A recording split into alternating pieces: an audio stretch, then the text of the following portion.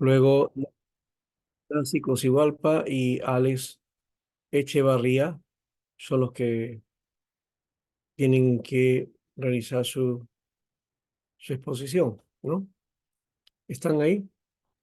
Profesor, buenas noches, Dios lo bendiga, la hermana Abigail Coica, Ya, presente.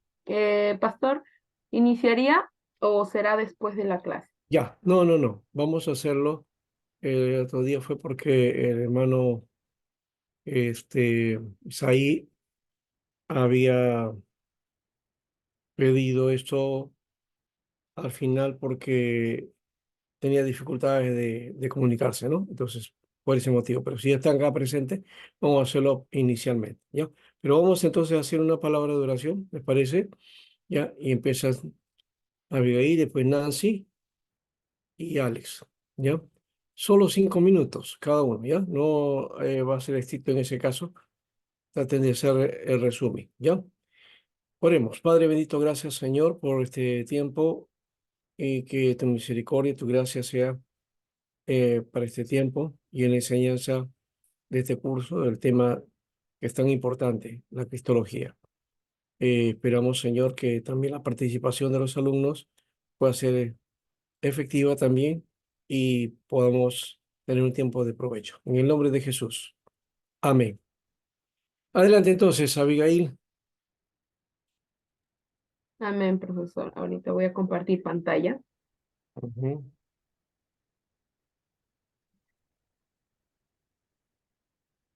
Mm, ya. ¿Me pueden confirmar, por favor, si se ve? ¿Se nota? Por lo menos yo lo veo. Ya, mis compañeros se ve para poder iniciar.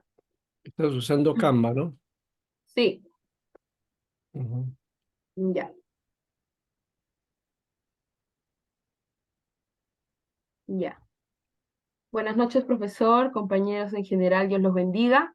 Bueno, en esta oportunidad me ha tocado exponer, ¿no? El tema de Cristo y su obra. Y por tema de tiempo no lo vamos a ampliar mucho, pero profesor, ahí está el resumen en la diapositiva.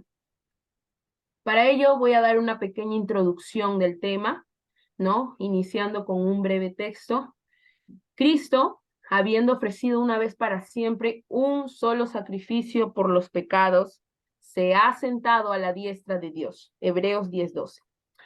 Si hablaríamos de todas las obras de Cristo en la Biblia, no terminaríamos por desglosar una por una, ya que podemos ver, ¿no?, que el tema es muy amplio, a tal punto de que abres un punto y ese te lleva a otro, y así se va dando la investigación.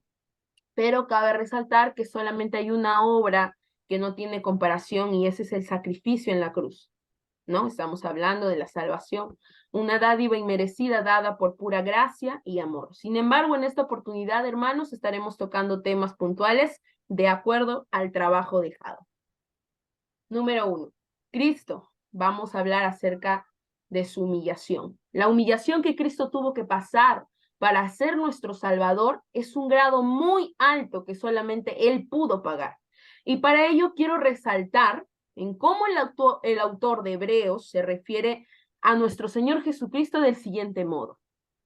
Dijo el autor, vemos a aquel que fue hecho un poco menor que los ángeles, a Jesús. Hebreos 2:9. Ahora, también un comentario del salmista que llega mucho más lejos diciendo que en su agonía llegó a ser el más inferior de los animales, un menospreciado gusano. Eso lo podemos encontrar en Salmos 22:6.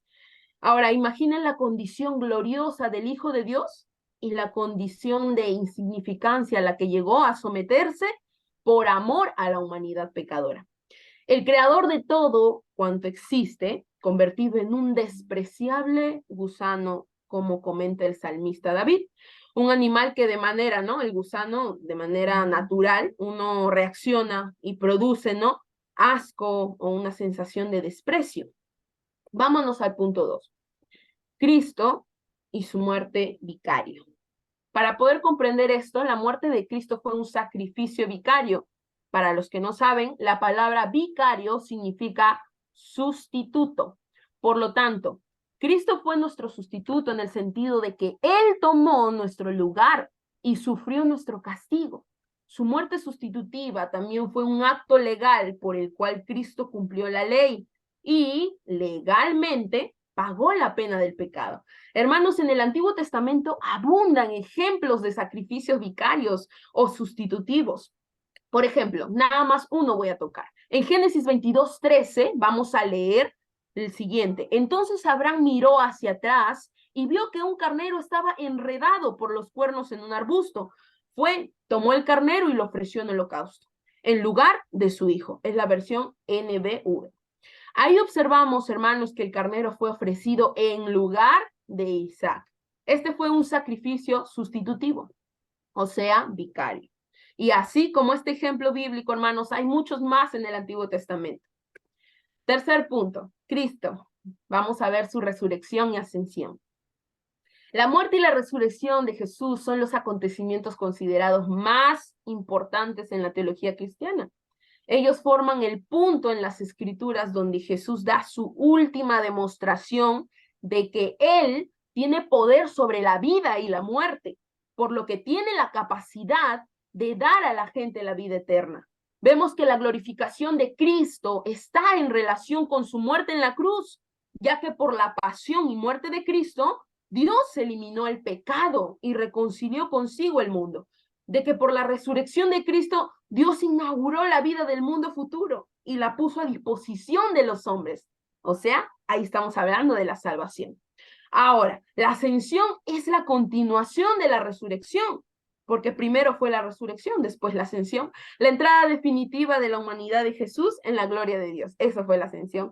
Con la ascensión del Señor y el envío del Espíritu Santo, comienza el tiempo de la iglesia, donde Cristo está presente y actúa. Él está unido para siempre con ella. Cristo enseña a través de su iglesia, hermanos, que en ella y por ella reina y comunica su santidad. Dios los bendiga. Muchas gracias por su atención y gracias, profesor, por la oportunidad. Muy bien. Ha sido puntual, muy bien. 5 minutos, 6 minutos, has tomado eso y has hecho tu trabajo de un resumen. Te felicito, Abigail.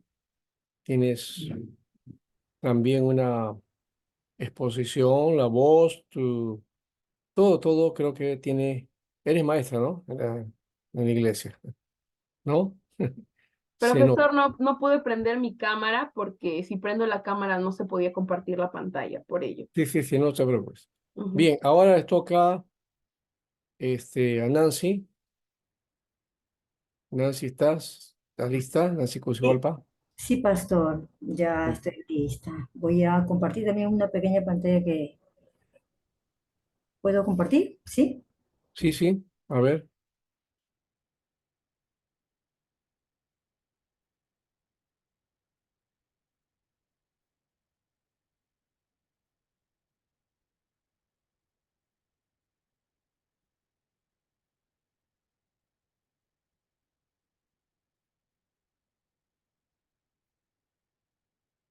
Nuestra madre Abigail lo compartió, así que ya, seguro que tú. A ver, muy bien.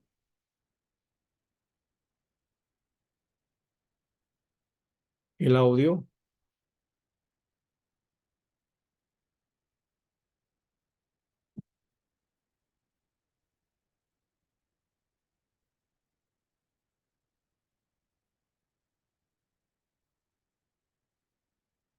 muy bien, esperamos entonces a Nancy para que pueda iniciar su exposición. A partir del inicio tiene 5 minutos, ¿eh? Eso, no, ya. Pastor, ay Dios. ¿Se ve en pantalla? No, ¿no? Eso es. Ahorita no, salió una pantalla en Ahora, blanco. Ahora ahora, sí. ahora sí, ¿no? Ya, a ver.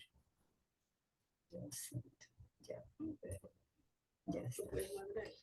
Ya, a mí me tocó la obra de salvación de Cristo, Sí, ¿no? Buenas noches con todos, pastor, buenas noches, ¿no?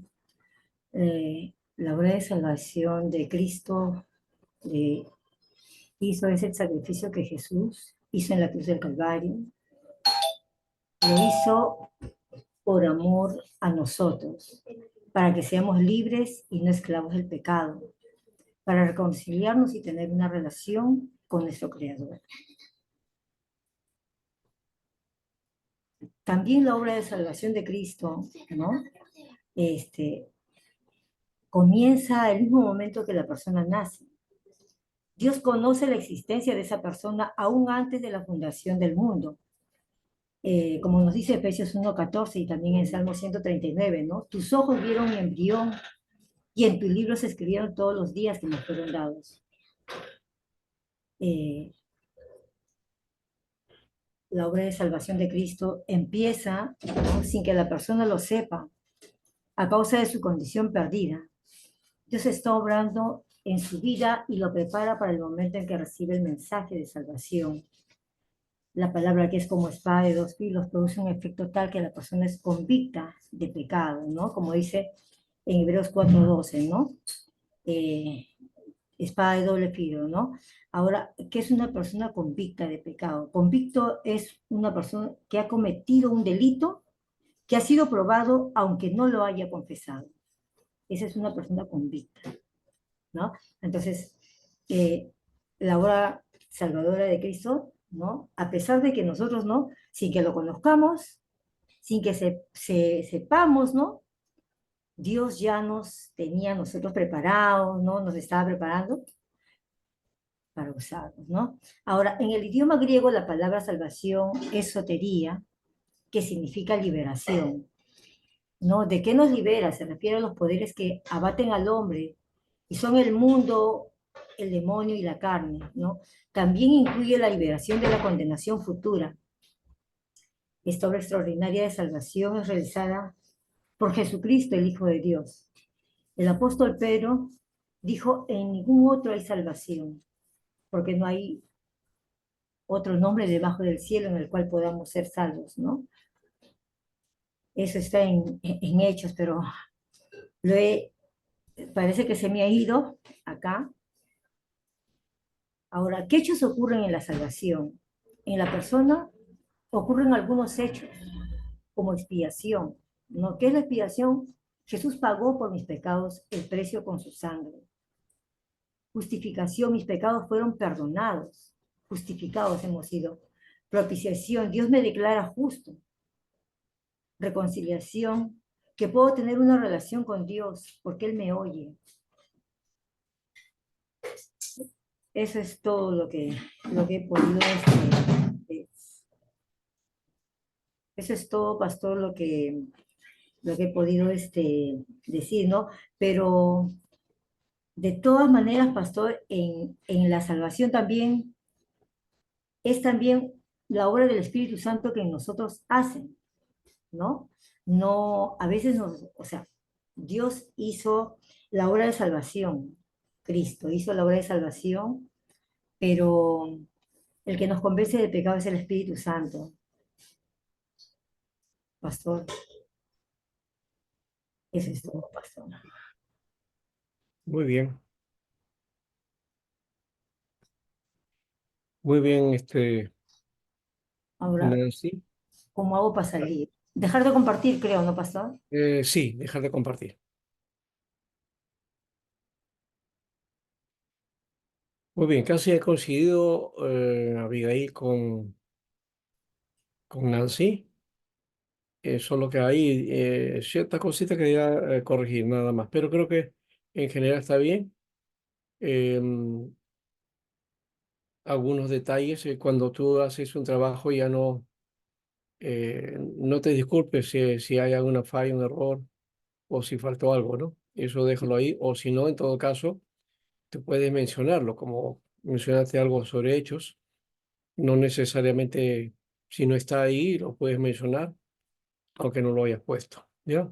Eso Sí. creo que hay que Pas- tener cuidado, ¿ya? Ya, pastor, Sí. disculpe, me voy a retirar porque tengo una capacitación. Ya lo puse en el grupo. Tengo una capacitación de la iglesia. O ya.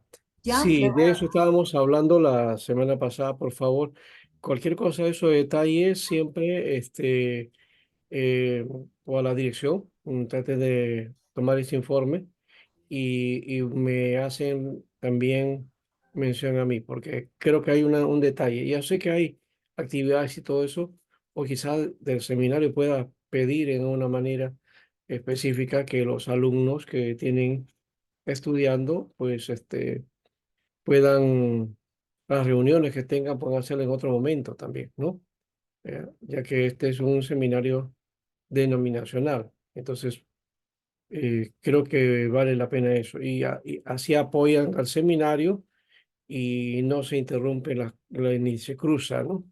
Necesitamos que cada seminarista esté presente en sus clases, ¿ya?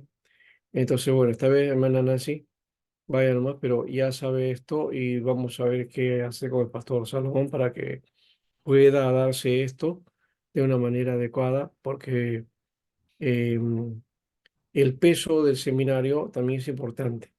Sí, el trabajo de la iglesia es importante, pero no podemos dejar uno por otro, ni uno por el otro, ni otro por el otro. No, tiene que verse que no haya desencuentros, ¿no?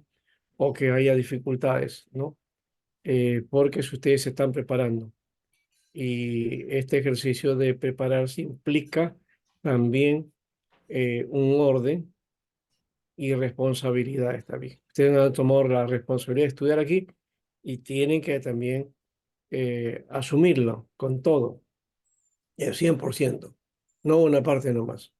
No, cuando yo tengo que hacer otra tarea, entonces no vengo, no se puede hacer eso, ¿ya? Porque si no estaríamos formándonos como malos ministros, Me ¿no? pasó. Eso no es muy bueno y desdice también del trabajo que estamos realizando. Entonces hay que trabajar eso, este aspecto, hermanos. ¿Ya?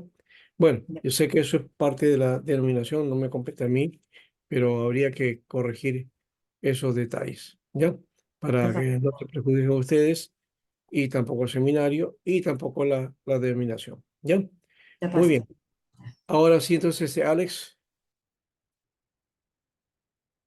antes, Nancy, por favor, me mandan también sus PPTs, ¿ya? Los que están presentando. Este Pastor, hermano buenas noches. Pastor, buenas noches. Yo le ahí envié mi no trabajo. presentó, pero ya. A ver, adelante. ¿Me escucha, Pastor? Sí, sí. Pastor, muy buenas noches. Hermanos, muy buenas noches. Hoy me tocaba exponer Cristología de los pastores de la iglesia.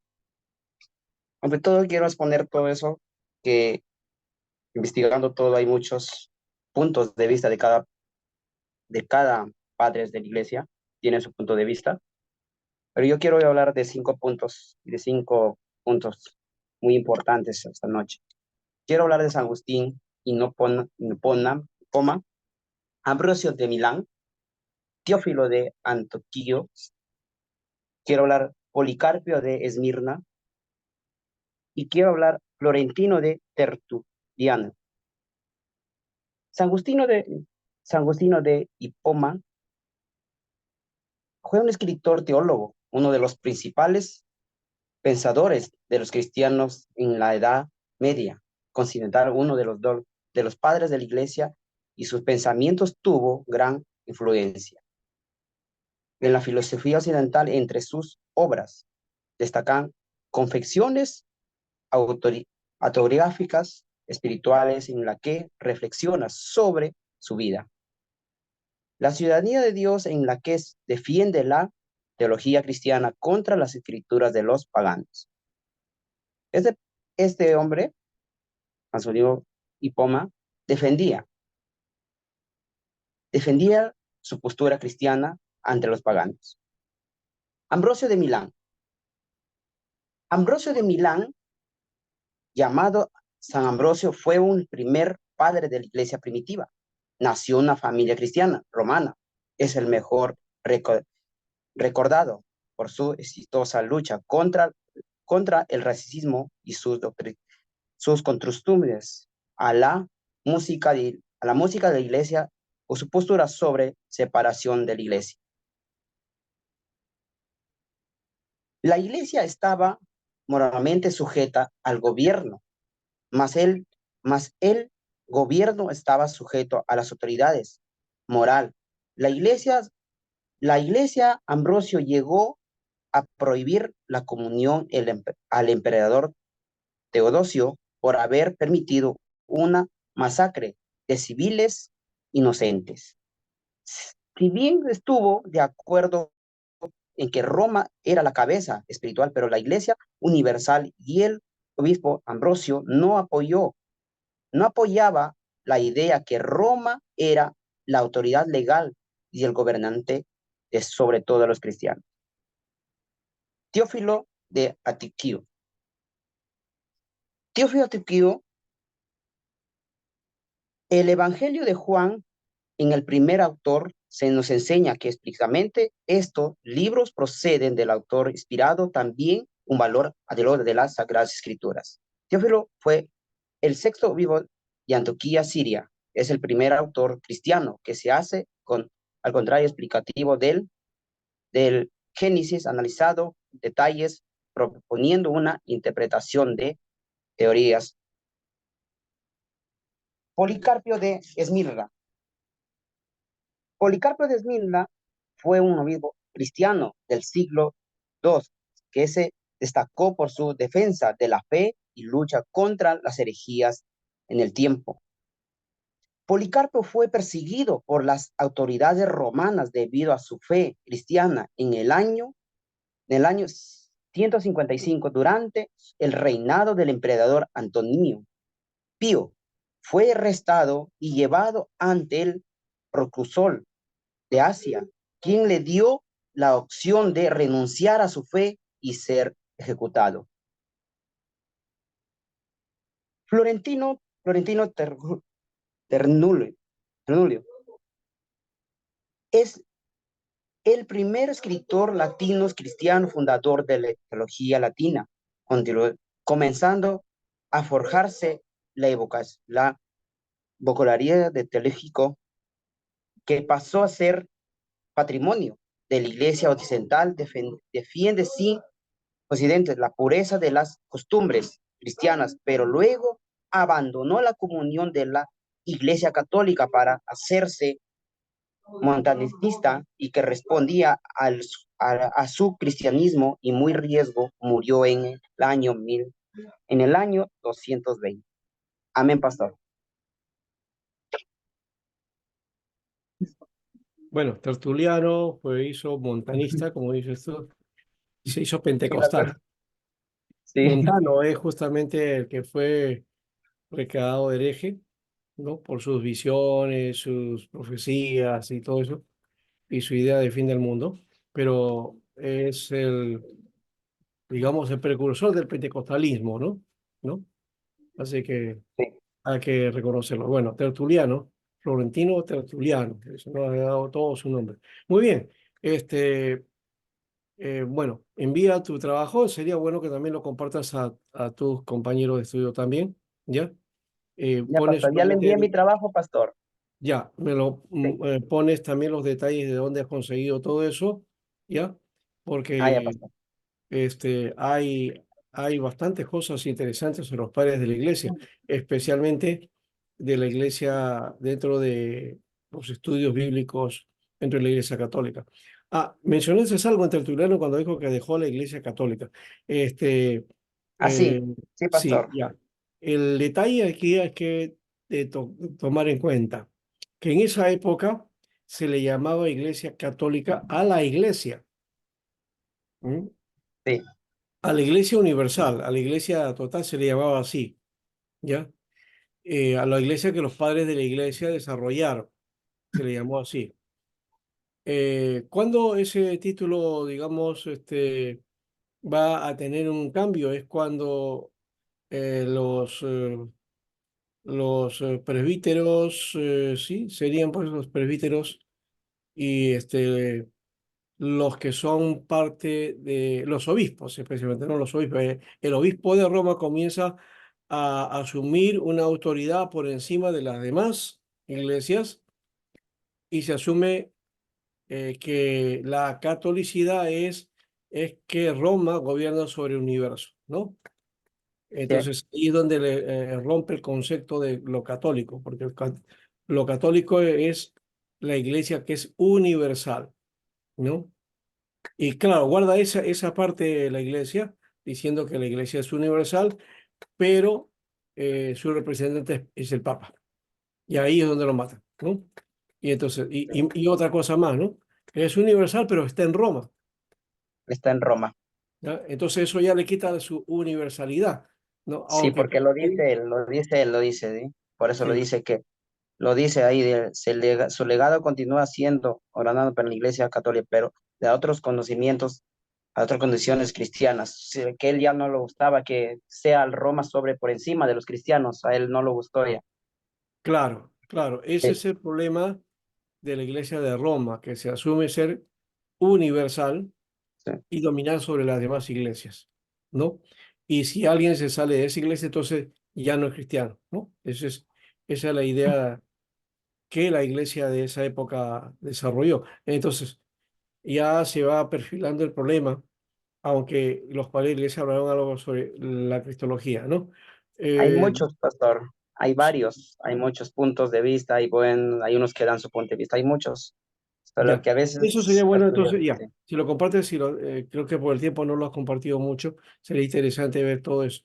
Lo de Agustín sí es importante porque él es el teólogo, el centro, nos da la predestinación, nos da la justificación por la fe, estudios sobre la gracia, ¿no? Todos esos elementos son de base que va a permitir, digamos, un fundamento para la iglesia, ¿no?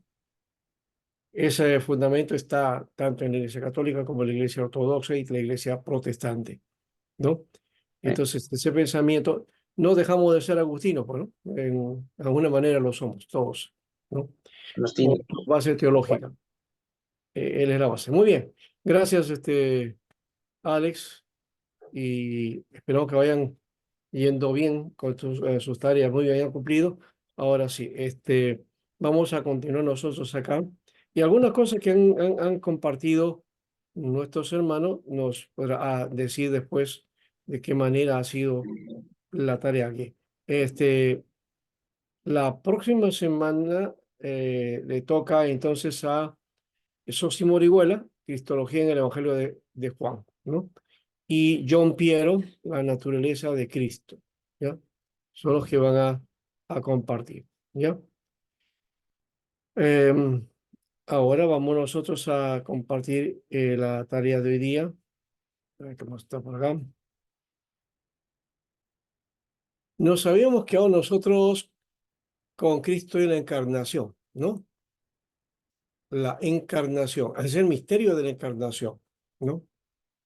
Después quizás cuando lleguemos un poco al asunto, mencionó Abigail, me parece que sí, sí, Abigail fue, que comentó el asunto acerca de que eh, del Evangelio se hizo desde el origen, desde el comienzo, y anotó a Efesios, ¿no? Eh, lo que hay que denotar ahí es que el plan que Dios tuvo para el hombre ya estaba fundado desde antes, ya estaba hecho desde antes de la fundación del mundo. Solamente que se manifestó, ¿no? En la época en que aparece el Hijo de Dios. Entonces, esa es la diferencia. No es que el Evangelio aparece recién, ¿no? Con Jesús, sino que eso ya estaba establecido desde antes de la fundación del mundo. Así lo dice, así dice la Biblia. Y por lo tanto, el concepto de predestinación, que no es solamente la idea de que unos son salvos y otros se pierden, es la concepción del plan que Dios tenía para el hombre. El plan que era para que sean los hombres para la alabanza de la gloria de Dios. Es la gloria de Dios la que debe manifestarse en los hombres, o que nosotros básicamente seamos para la alabanza de la gloria de Dios. Ese es cumplir el objetivo. Y cuando hablamos de alabanza de la gloria de Dios, no estamos hablando de cantar coritos solamente, ¿eh? A veces pensamos que ya, vamos a glorificar a Dios y gloria a Dios, o canto, vamos a cantar, vamos a alabar al Señor, vamos a cantar. No, la alabanza implica el seguimiento a Dios, es consagración, entrega, disposición, obediencia, ¿no? Eh, Eso creo que es importante también tomarlo en cuenta ella. Bueno, siguiendo entonces, Cristo, su encarnación. Dos verdades importantes, ¿no? ¿No? De Dios como verdadero Dios y verdadero hombre. ¿No? Yo mencioné que era verdadero Dios y hombre, ¿no? Y que él no dejó su deidad a pesar de que vino dejó su gloria para tomar humanidad, ¿no? Eh, Bien, todo eso lo habíamos dicho la semana pasada. Y también la doble naturaleza, habíamos planteado también la idea de lo humano y divino, ¿no? Y que se ha quedado dentro de la enseñanza y de los padres de la iglesia, en los concilios, se habla de esa doble naturaleza. Ahí está Calcedonia, dijimos también, que habla eso de la naturaleza divina y de la naturaleza humana. Eh, y también habíamos hablado de que en Cristo está eh, la persona, digamos, divina y la persona humana, o el verbo de esa manera, ¿ya? Pero es naturaleza, no puede haber dos personas a la vez, ¿no? Es una sola persona, ¿no? Y por otro lado también esta naturaleza que tiene doble característica en todo caso, ¿no? Divina, humana. Es muy particular, no lo tiene otra persona, solamente en este caso es el verbo, el Hijo de Dios, ¿no? Bien, ahora las razones, habíamos dicho que la humanidad de Cristo fue determinada desde antes de la fundación del mundo. Esta es la idea que hemos planteado de comienzo, es que lo mencionó también Abdiel, ¿no? De que desde antes de la fundación del mundo ya estaba el plan y también estaba el Señor desde la eternidad, ¿no? Y se manifiesta. Por otro lado, cada profecía del Antiguo Testamento que va que habla de Cristo, anticipa el venimiento del Hijo de Dios en su encarnación. Eso ya lo interpretamos a la luz del Nuevo Testamento, ¿no? Eh, Jesús trató de plantear, y lo hizo de esa manera, para que se cumpliera todo lo dicho por los profetas, ¿no? Del Antiguo Testamento. Por eso el Evangelio es muestra de esto. Cristo vino al mundo para revelar a Dios ante los hombres. Ese fue el propósito. Siempre hemos dicho que el propósito es salvar a los hombres, sí, pero no hay salvación sin revelación, ¿no? Si Dios no se revela, entonces, por más que esté presente ante los hombres, no, no habría salvación. Y es difícil entender a un Dios que está entre los hombres, pero que no se pueda revelar o que no se revela, ¿no? O que es, digamos, como una sombra ante los hombres, ¿no? Siempre el hecho de que Dios haya venido aquí es porque se ha revelado, ¿no? Se ha revelado, ¿no? Entonces, Cristo vino a revelar a Dios al hombre, ¿no? Vino al mundo para revelar a Dios al hombre. Y esa revelación los lleva a la salvación, ¿no? Mateo 11:27, Juan 1:18, ¿no? Por medio de la encarnación, el Dios a quien los hombres no podían comprender, se revela en términos que los hombres puedan entender y conocer, ¿no? Se manifiesta como nosotros, ¿no? Esa es una de las cosas que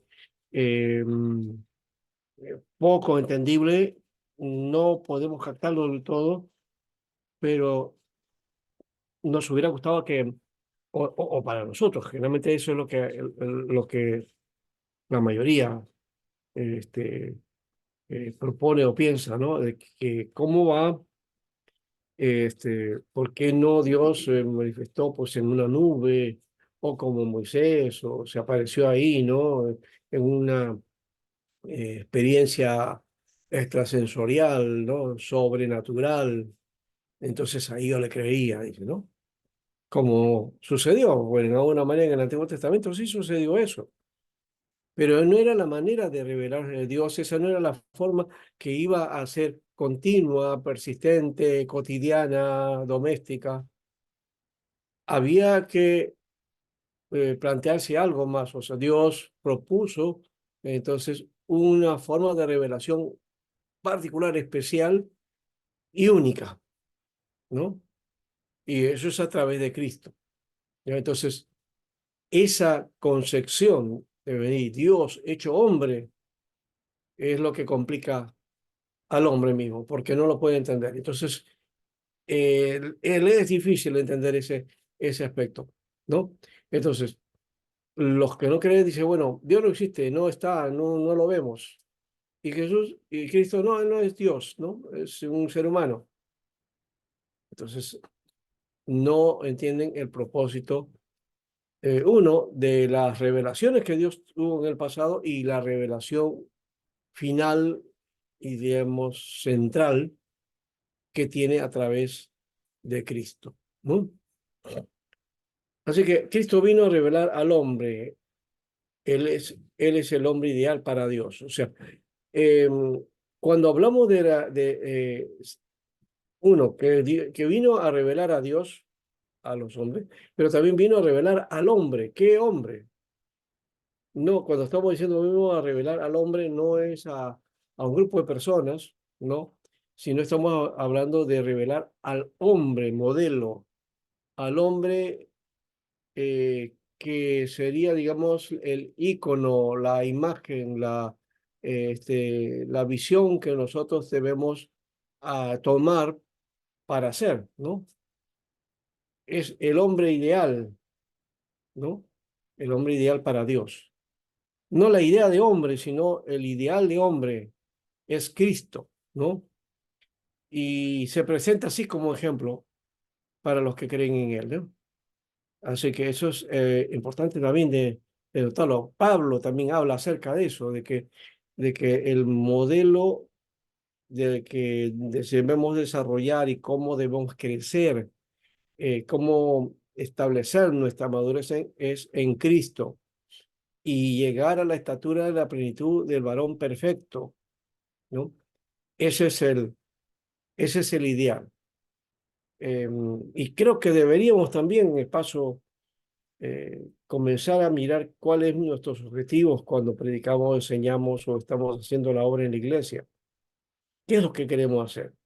Y como pastores también, ¿qué es el planteamiento aquí?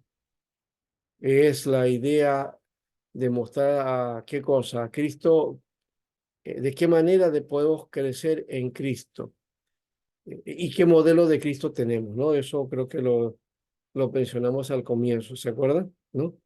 Eh, ese es que cómo es el Cristo que invoca en tus labios, que piensa tu mente y piensa y siente tu corazón, ¿no? ¿Cómo es ese Cristo? Entonces, aquí la revelación es justamente que Cristo muestra al hombre ideal, ¿no? Hombre perfecto lo dice Pablo, pero en la medida que vamos creciendo, ¿no? Porque el creyente no siempre es perfecto. No, no, de hecho que no somos perfectos, somos humanos erráticos, que nos equivocamos, aún siendo creyentes, ¿no? Sí, pero se equivocó, imagínense, ¿no? Cuántas metidas de pata hacía, ¿no? Cuando estaba el Señor, ¿no? Y hacía cada cosa y le decía, ay, Pedro, Pedro, Pedro. Y por él le decía hombres de poca fe, ¿no? Hombres de poca fe. Pero aún así él le encarga la obra, le encarga de iniciar la predicación y eso es lo que hace Pedro, ¿no? Más allá no lo tomamos, ¿no? Eso allá de que él, como obispo de Roma, y luego se asumió papa, y ya eso ya es otra historia que no nos compete a nosotros, que no es tan cierta. Por otro lado, Cristo vino a ofrecer un sacrificio por el pecado, ¿no? Un verdadero sacrificio por nuestros pecados, ¿no? Entonces, vino a revelar a Dios, vino a revelar al verdadero hombre, vino a ofrecer un sacrificio. Lo que mencionaron nuestras hermanas, especialmente Nancy, ¿no? Cristo se hizo carne a fin de destruir las obras del diablo. Cuando hablamos de carne, estamos hablando de tomó humanidad, ¿no? Porque generalmente la palabra carne lo asociamos a pecado, ¿no? Y no necesariamente la palabra carne, cuando se menciona en la Biblia, está aludiendo o está mencionando al pecado. No, no tiene nada que ver con eso. ¿no? En algunos casos sí, ¿no? Ya. Cuando, por ejemplo, dice los deseos de la carne, los deseos de los ojos, los deseos de, ¿cómo es? Si los deseos de la carne o de los ojos, la gloria y la vida, ¿no? No proceden de Dios, dice, ¿no? Todo eso es de la parte carnal, pero la parte carnal pecaminosa, ¿no? Entonces, no siempre carne significa pecado, no siempre carne es, o lo carnal es carne, no. Lo carnal es la manifestación de la naturaleza de pecado, ¿no? Entonces, cuando Cristo se hizo carne, no es que se hizo, eh, o trató de pecar, no hizo eso. Él tomó la carne humana, se hizo pecado por nosotros sin ser pecado y sin pecar, ¿no? Ahora, Cristo vino al mundo para ser misericordioso y fiel sacerdote en lo que a Dios se refiere, ¿no? La misericordia de Dios a través de Cristo, aunque también se ve también lo drástico que es Jesús, ¿no? En Apocalipsis, en algunos pasajes en Mateo, en Lucas, encontramos ciertas cosas bastante duras. Y aún Jesús no tan blando como a veces lo pintamos, ¿no? Como que, bueno, la gracia es perdonavidas, ¿no? Algo así, ¿no? Ya, pues el Señor nos va a perdonar igual, si, Él no se ofende por esas cosas, ¿no? No, Dios Padre sí, Él sí es duro, es fuerte, ¿no? Pero no es así. ¿Por qué pensar que Dios, el Padre, reacciona de una manera y el Cristo reacciona de otro modo, ¿no? No va por ese camino, porque si fuera eso, entonces había dentro de la eh, divinidad, había disidencia, ¿no? Había opiniones diversas, y no puedes ver, Dios no es así, Dios es concordante con sus cosas, ¿no?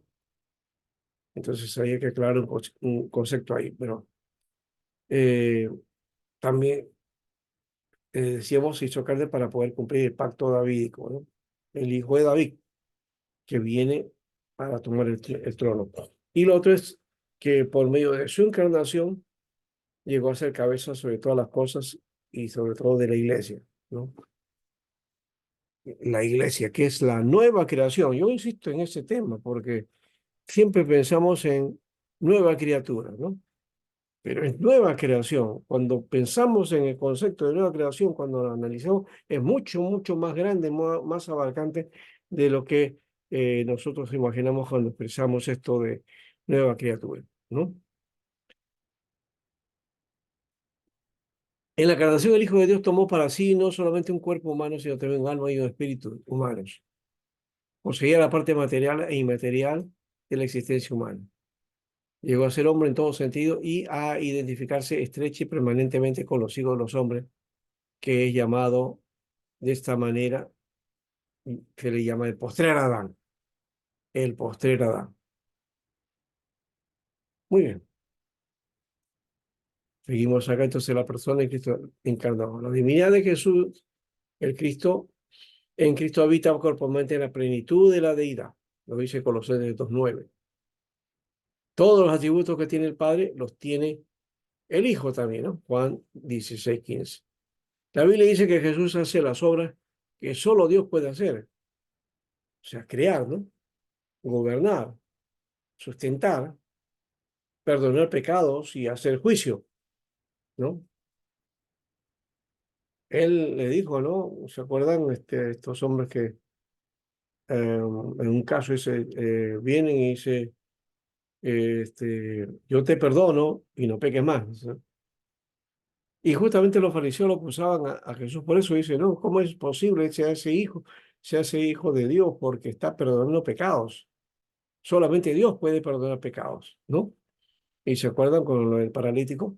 Dijo, bueno, para que vean que Dios está aquí, dice, bueno, ahora yo te digo, levántate, ¿no? Y camina, porque Dios es digno de perdonar, pues ahora levántate y camine, comenzó a caminar el hombre, ¿no?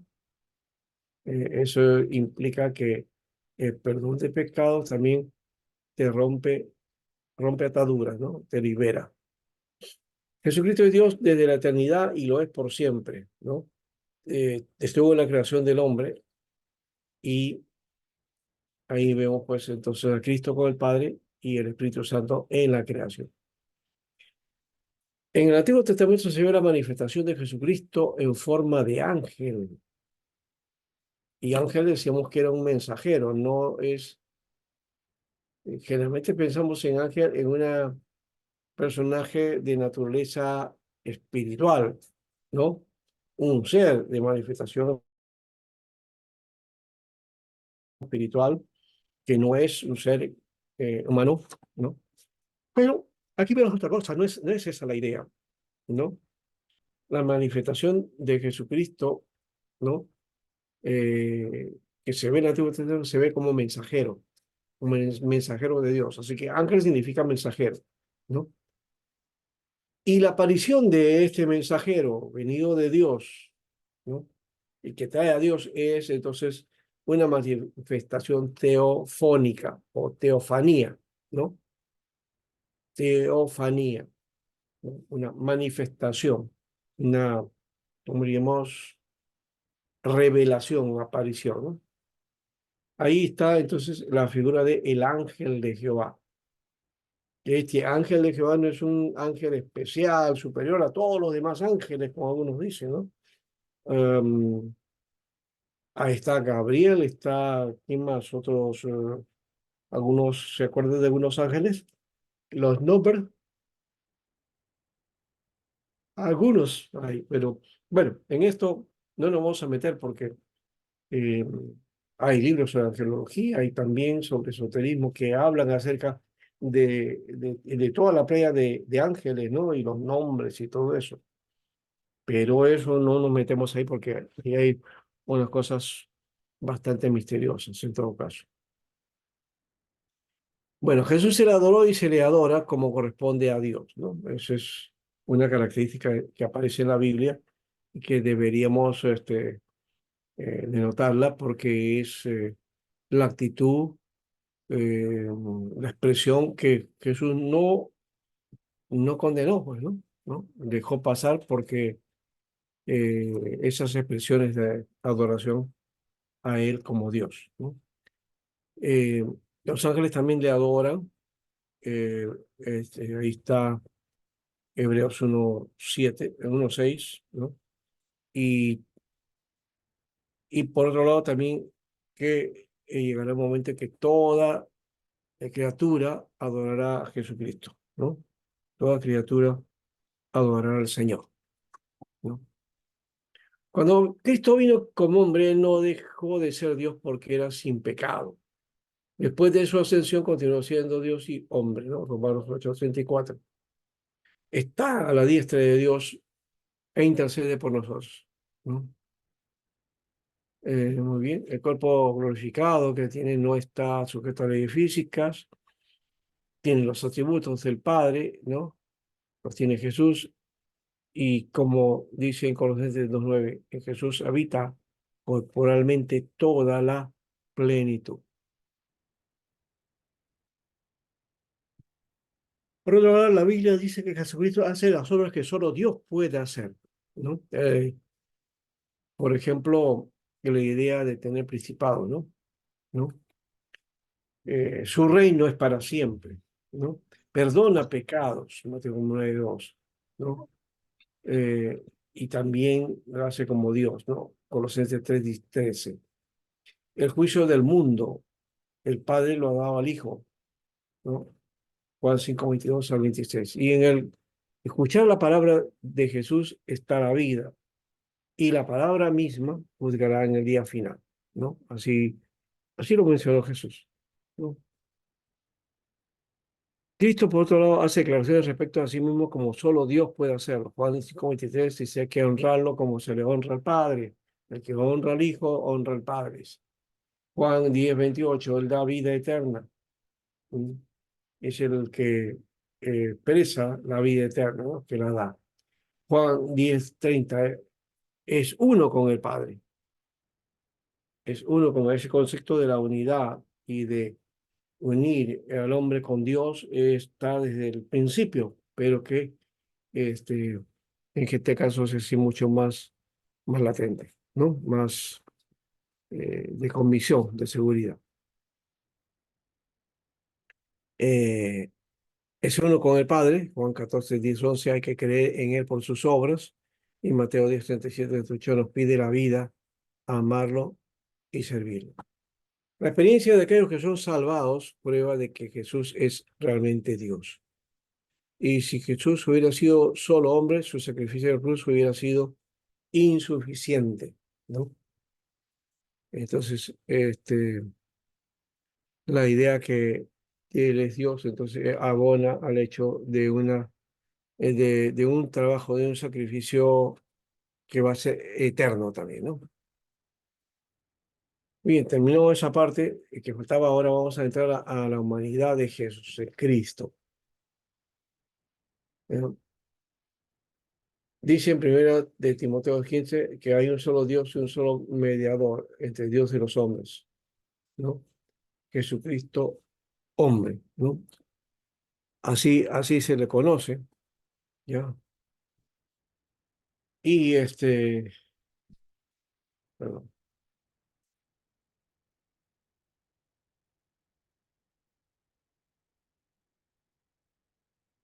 Y por lo tanto, entonces, Él es el que perdona pecados y hace juicio también.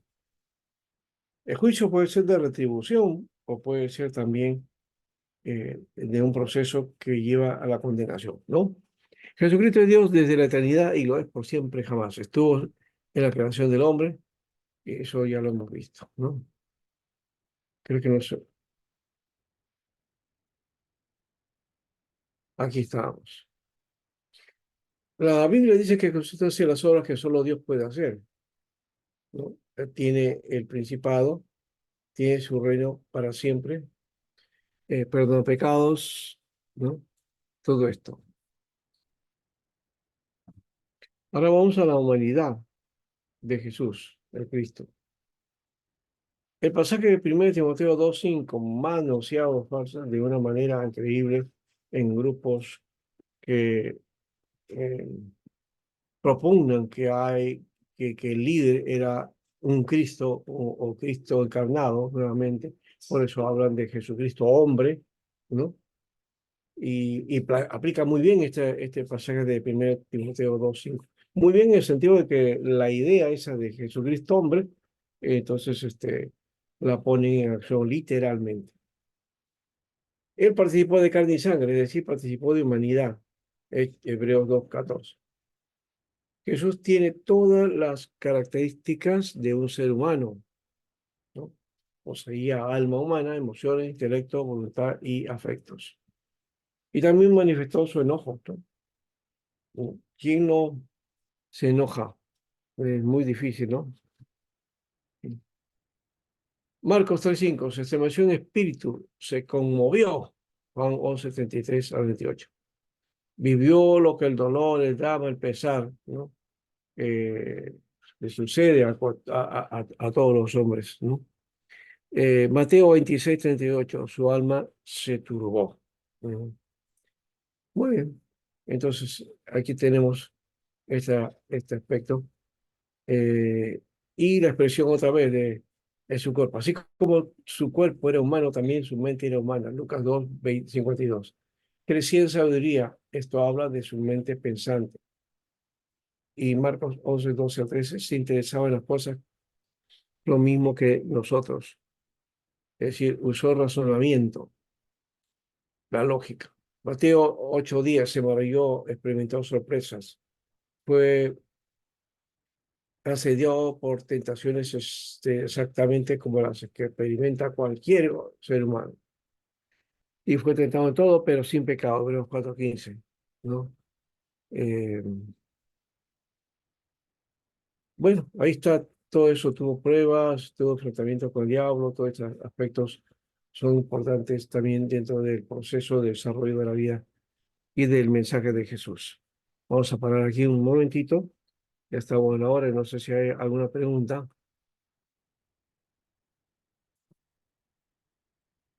Pastor, una consulta.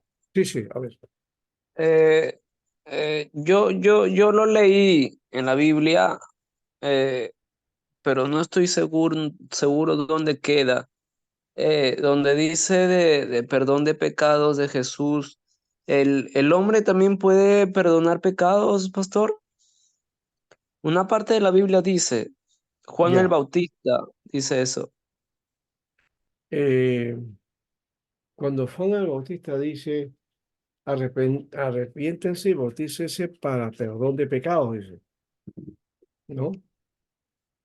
No dice que el hombre, o no dice, yo ahora les perdonaré sus pecados. Creo que no dice eso, no he encontrado en ninguna parte del texto de Juan esto.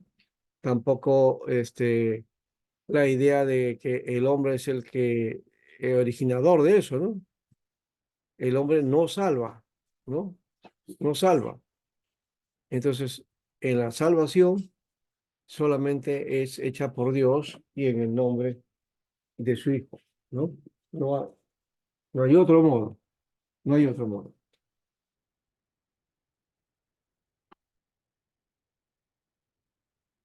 Ahora te estás refiriendo seguramente a un pasaje, y no sé si lo tienes por ahí o alguien lo pueda buscar también, para así aprovechar el tiempo. Yo voy a buscar por acá también. Este, Está hablando de esa lucha en que creo que es el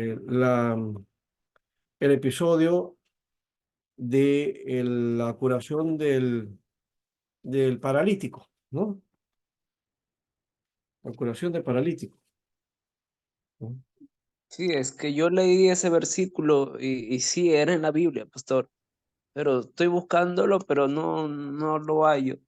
Lo que hay que ver es no solamente el versículo, sino qué es lo que dice el pasaje, ¿no? Porque a veces sacamos un texto y le sacamos el contexto de la situación que se dice, y eso puede llevar a pensar de otro modo, ¿no? Entonces hay que tener cuidado. Eh, Estoy buscando por aquí cuando Jesús en algún momento le traen un paralítico, ¿ya? A ver, ¿se acuerdan de ese pasaje donde traen un paralítico?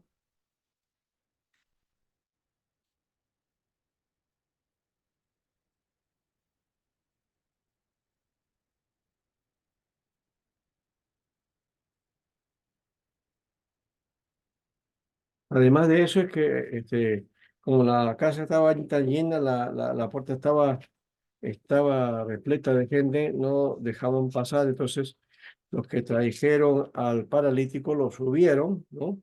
Al techo y lo soltaron, ¿no? Lo soltaron. Los techos de las casas eran de primer piso de paso, ¿no? Entonces el techo tenía en el centro como un hueco, ¿no? Entonces eso lo tapaba, ¿no? En la noche, pero se abría para que se ventilara. Entonces ellos suben por el techo y bajan al hombre en una camilla, ¿no?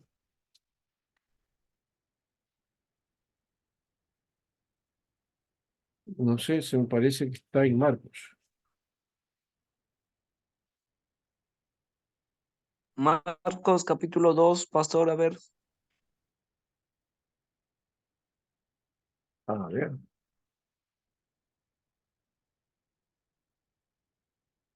Marcos 2, a ver si es así.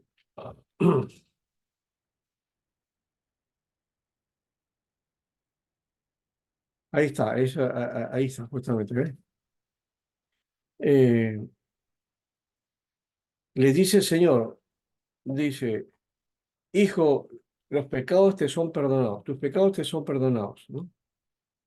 Y algunos escribas que estaban ahí sentados se decían así mismo, ¿qué es lo que dice este?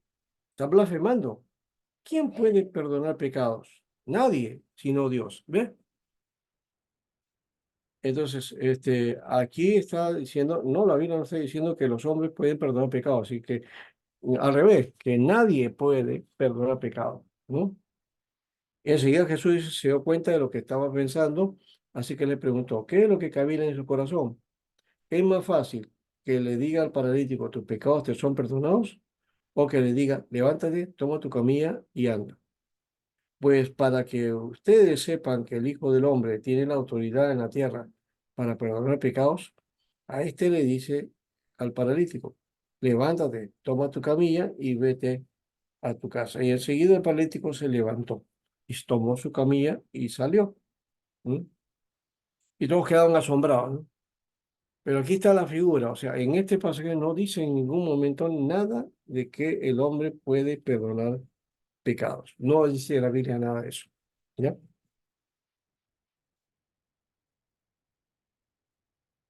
¿Está bien, hermano? Amén, pastor. Amén. ¿Ya? Entonces, el único controversia esta de perdonar pecados es lo que los fariseos, los escribas, ¿no? planteaban, ¿no? ¿Cómo puede ser un hombre pecador y perdonar pecados? Porque a Jesús lo decían es un pecador, bebedor de vino, comelón, ¿no? No era la idea de Jesús que tenemos hoy día, ¿no? Hoy día, digamos, Jesús es todo uno con aurea de santo o algo así, ¿no? Un personaje muy especial que de repente se transfiguraba o que su rostro se cambiaba, ¿no? Brillaba, seguramente eso es lo que pensamos de él. No, Jesús fue como un ser humano completo, total, y tuvo hambre, necesidad, rió, corrió, se regocijó, se alegró, se entristeció, todo eso hizo el Señor también, ¿no? Muy bien, vamos a tener nuestro descanso, ¿ya? Ya nos hemos pasado por un tiempo, vamos a llegar dentro de 10 minutos, ¿ya? ¿Ya? Y volvemos para la encarnación. Eh,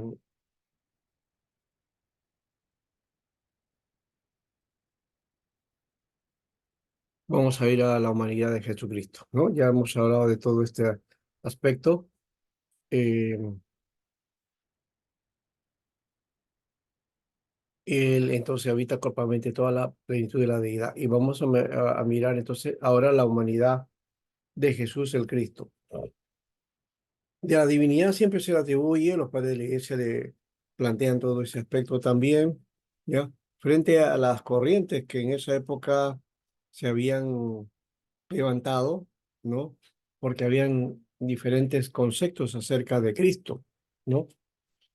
Que siempre los hubo y los va a haber, ¿no? Dentro de la iglesia. Y se van a levantar siempre teorías, ¿no? Algunas originales, otras repetidas, otras son un poco extrañas también, ¿no? Por ejemplo, en este tiempo se habla del Cristo, a ver, del Cristo solar, por ejemplo, ¿no? O hablan del Cristo iluminado, o el Cristo trascendente, ¿no? O de una especie de gurú, ¿no? O de un personaje que alcanzó la superioridad, ¿no? Al estilo gnóstico, ¿no? Y que se ha elevado por encima de todos los demás seres. Entonces, hay muchas contradicciones sobre esto, ¿no? Y otros también que dicen que solamente Cristo pues era un espíritu que de alguna manera entró en Jesús, en el personaje de Jesús, y lo hace Cristo, y que ese Cristo puede estar presente en otros personajes, ¿no? Y algunos en la historia han tratado de decir que eso es así, que ellos tienen el Espíritu de Cristo. De alguna manera, potencialmente todos los cristianos tenemos el Espíritu de Cristo, es el Espíritu Santo que mora en nosotros, pero el Espíritu de Cristo en sí mismo es de Cristo, no es de nadie, no lo puede tener otro. No, no, pero hay hombres que han declarado y han dicho que ellos entonces son el Cristo, ¿no? Y eso creo que lo dijo Jesús y también Pablo, Juan sobre todo, ¿no? Que menciona que muchos van a salir en nombre de Cristo, ¿no? Diciendo que lo son. Entonces, esos se han manifestado a través de los siglos, ¿ya? Hay inclusive dentro del hermetismo, es una corriente esotérica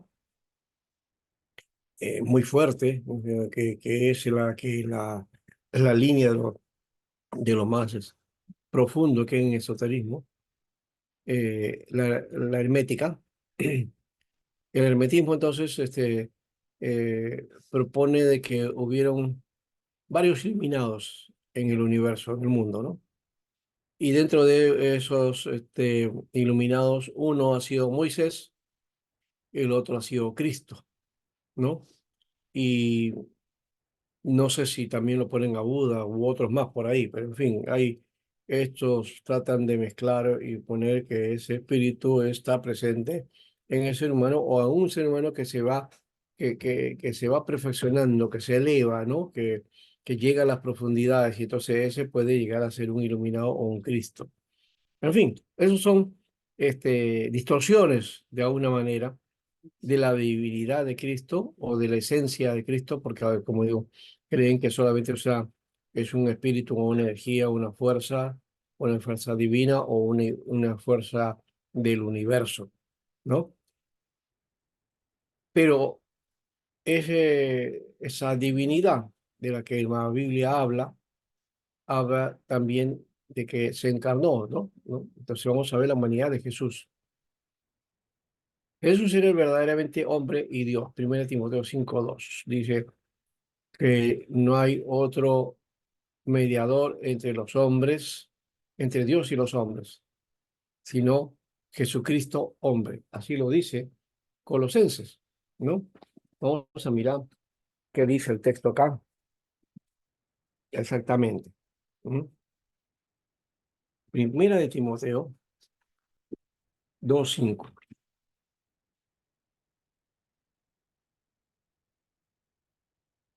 Dice de este modo, porque hay un solo Dios y un solo mediador entre Dios y los hombres, que es Jesucristo hombre, el cual se dio a sí mismo en rescate por todos. El texto es elocuente, habla por sí mismo, no hay necesidad de interpretarlo, pero ha habido, y seguramente lo habrá, y siempre ha habido estas tendencias, pero eh, hubo una tendencia que no es muy lejana, ¿ya?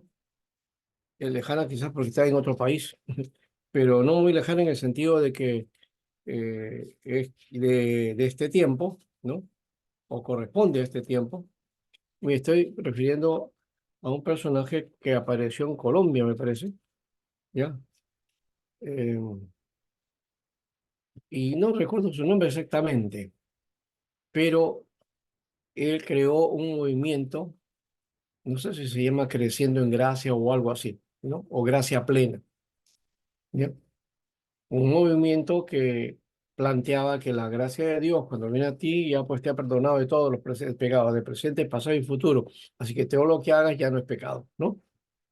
Él- y él se erigió eh, como el que trajo la presencia de Jesús entre nosotros. Y él dice, por eso él dice, yo soy Jesucristo hombre, ¿no? Ya murió él, pero él decía así, Jesucristo hombre, como eso aplica de esa manera, que él era Jesucristo hombre. Pero el texto acá de la Biblia, en 1 Timoteo 2:5, no está hablando de un supuesto Jesucristo hombre que se iba a manifestar en el futuro. Aquí está hablando de Jesucristo que se manifestó y dio por su vida por nosotros. Eso es lo que dice en el texto. Un solo Dios y un solo mediador entre Dios y los hombres, que es Jesucristo hombre, el cual se dio a sí mismo en rescate por todos, de lo cual se dio testimonio a su debido tiempo. Así que está hablando de ese Jesús humanizado o de ese Cristo humanizado, del cual Pablo dice, ha encontrado el testimonio o se ha mostrado ese testimonio, ¿no? Entonces desechamos la idea de que Jesucristo hombre, de paso acá, no es un título, no es un nombre, no es una característica, es la expresión que nos dice que Jesús ¿no? Humanizado, ¿no? Es el mediador entre Dios y los hombres, ¿no? Muy bien. En el pasaje del texto en griego dice que hay un solo Dios y un solo mediador entre Dios y los hombres o los seres humanos, acá dice, ¿no? Entre los seres humanos, ¿no? Y específicamente dice el ser humano Cristo Jesús, ¿no? Se traduce como Jesucristo hombre, ¿no? Anthropos Christos Jesús, el hombre Cristo Jesús, ¿no? Anthropos. Pero anthropos, que significa hombre, también es ser humano.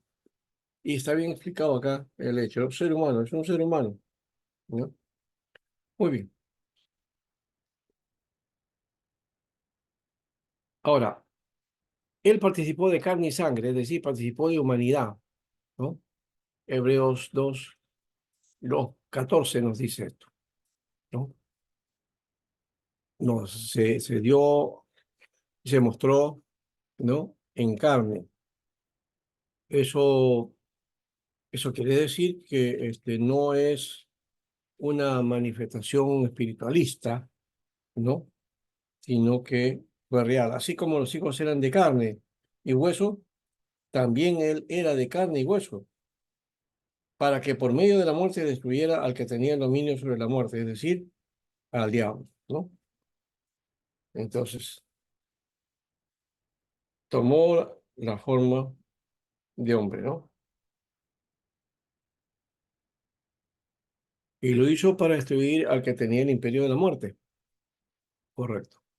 ¿Qué más tenemos aquí? Jesús tenía todas las características de un ser humano, así como hablamos de las características divinas. Jesús también, entonces, como ser humano, poseía alma humana, emociones, intelecto, voluntad y afectos. Ahora, voy a esto. Cuando hablamos de poseer alma, emociones, intelecto, voluntad, eso ya tiene que ver con las características que le ponemos ahora a los seres humanos desde la psicología, en realidad.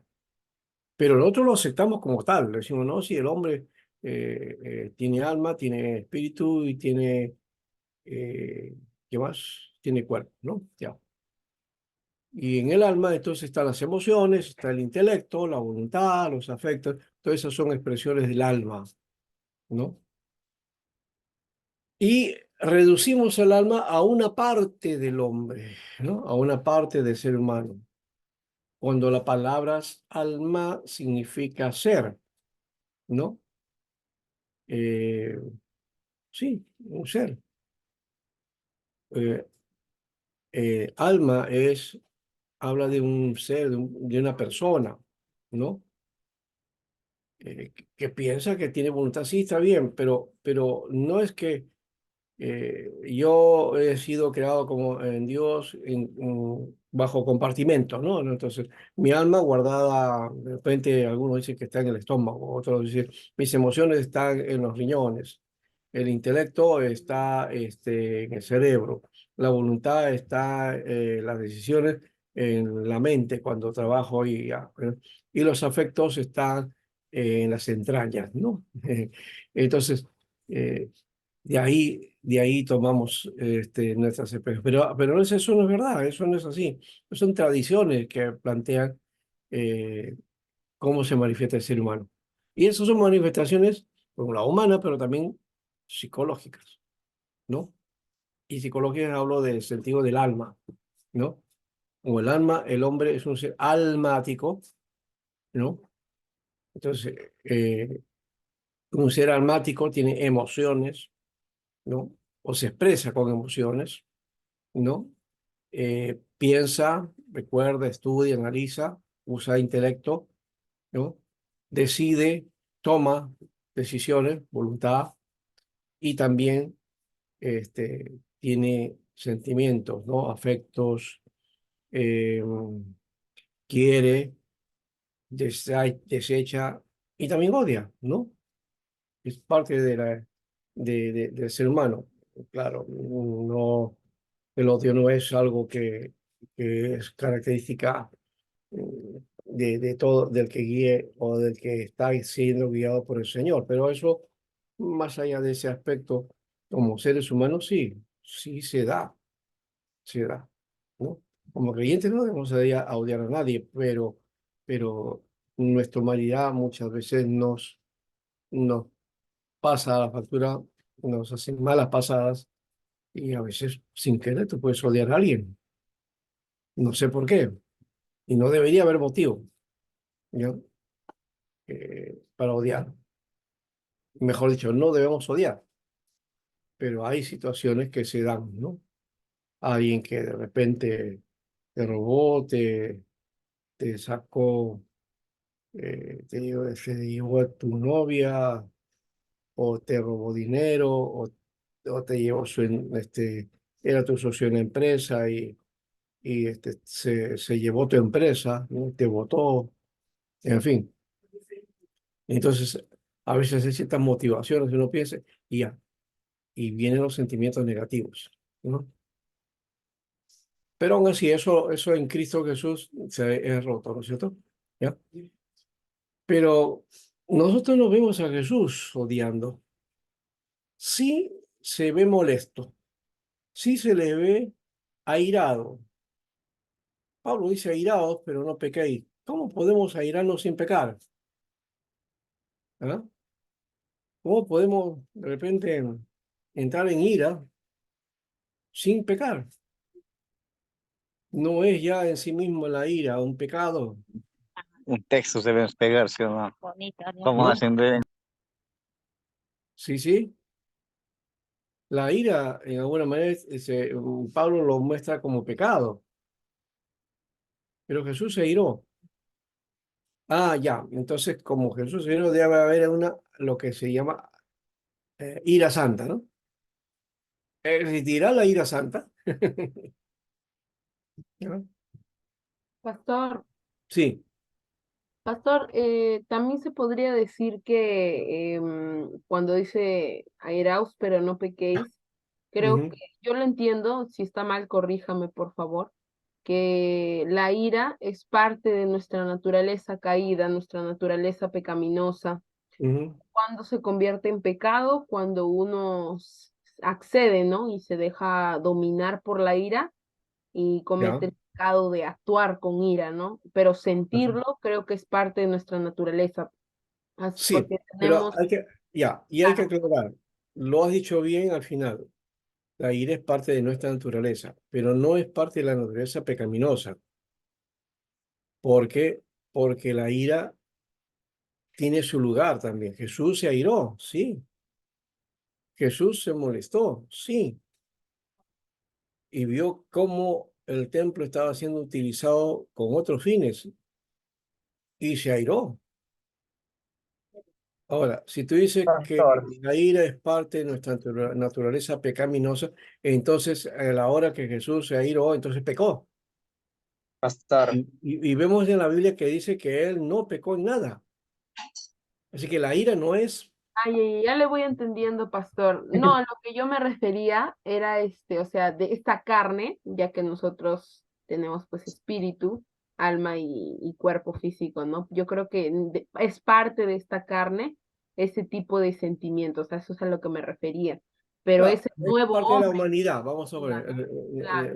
de nuestra humanidad, sí, sí, ya, perfecto.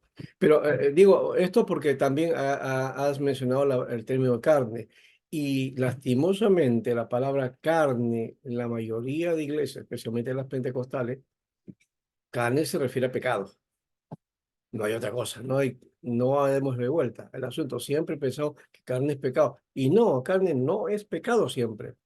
En la Biblia se muestra carne hasta de tres maneras, ¿no? Eh, Pastor, la carne no significaba cuerpo físico, o sea, me re- sí, ajá. sí, carne es el cuerpo físico, pero sí, hay que denotar una cosa. El cuerpo físico aparece, eh, hay tres palabras en el griego que se referencian a esto. Fisis es la parte física, ¿no? Fisis es la parte física. Eh, el, el soma es el cuerpo también, ¿no? Soma, que también se traduce como carne, es el cuerpo en realidad, ¿no? El cuerpo humano, ¿no? Es en nuestros órganos, nuestros pies, nuestras manos, nuestra cabeza, todo eso sería soma, ¿ya?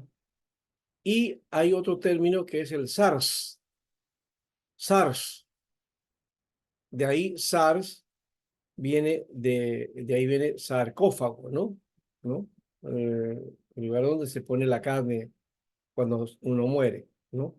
O el cuerpo cuando uno muere. Pero el SARS está hablando sí, de cuerpo, pero de carne, que se degrada, que se degrada, ¿no?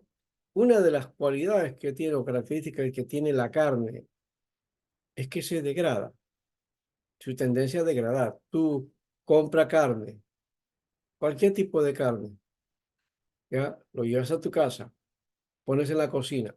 Y si no lo llevas a un lugar donde pueda ser preservado o no lo tratas, ¿no? Para que se preserve, para que se guarde y se pueda utilizar en el tiempo, ya a los 2 o 3 días esa carne está podrida. Y no solo que está podrida, sino que el olor que emana de ese lugar va a ser bastante fuerte, ¿no? Un olor fétido. ¿Sí o no? ¿Por qué? Porque la carne, el elemento carne, ¿ya? Tiende a malograrse, ¿no? Por eso que antiguamente la sal era muy importante. La sal preservaba de la corrupción, ¿no? A la carne, de la destrucción de la carne, ¿ya? La preservaba para que se pueda mm, utilizar para los alimentos, ¿no es cierto? A eso me estaba refiriendo. Pero ese mismo concepto lo atrae también la Biblia, pero ya no a nuestro cuerpo, sino a la naturaleza de pecado que hay en nosotros. ¿Ya? Esa es la parte que se degrada, ¿no? O que degrada al hombre, ¿no? ¿Ya? Y es justamente la que el Señor vino a resolver en su muerte, ¿no? En su sacrificio. Él llevó a esa carne de pecado, ¿no? En la cruz. ¿Se entiende entonces esto, hermanos? Pastor, me gustaría darle un ejemplo y me gustaría su opinión. A ver. Yo tengo un amigo, es cristiano también, y de un momento a otro como que se molestó y agarró un trozo de hielo y lo lanzó al piso con toda su ira y una Mm. parte del hielo cayó en el tobillo de una hermana. Bueno, la hermana se cayó, no le dijo nada. Pero su opinión de usted, ¿qué eso fue un pecado, pastor, o es una ira santa? No existe la ira santa, hermanos. Ya hemos dicho, la ira es parte de la naturaleza humana. ¿Mm? Así que cuando Jesús se airó, estaba expresando su humanidad, ¿no? Bueno, la Biblia también habla de la ira de Dios, sí, también habla de eso, sí. Y la ira de un Dios santo es terrible también. De paso, la Biblia nos muestra eso, ¿no? Pero la ira habla algunos lo llaman venganza, pero es juicio, ¿ya? Es juicio y es condenación, básicamente. Eso es con lo que se refiere a Dios. Pero en el hombre, habría que ver en este caso que tú mencionas sobre este hermano, qué es lo que le ocurrió, qué cosa es lo que le llevó a hacer ese acto. No, ahora, uno podría decir, bueno, como es creyente, es hijo de Dios, se supone, no sé si es líder, bueno, y si lo fuera, entonces, ¿por qué hizo lo que hizo? Bueno, lo que hizo es manifestar su carne degradada, ¿no? Esa naturaleza que nos tiende a hacer el mal o a hacer algo indebido, ¿ya?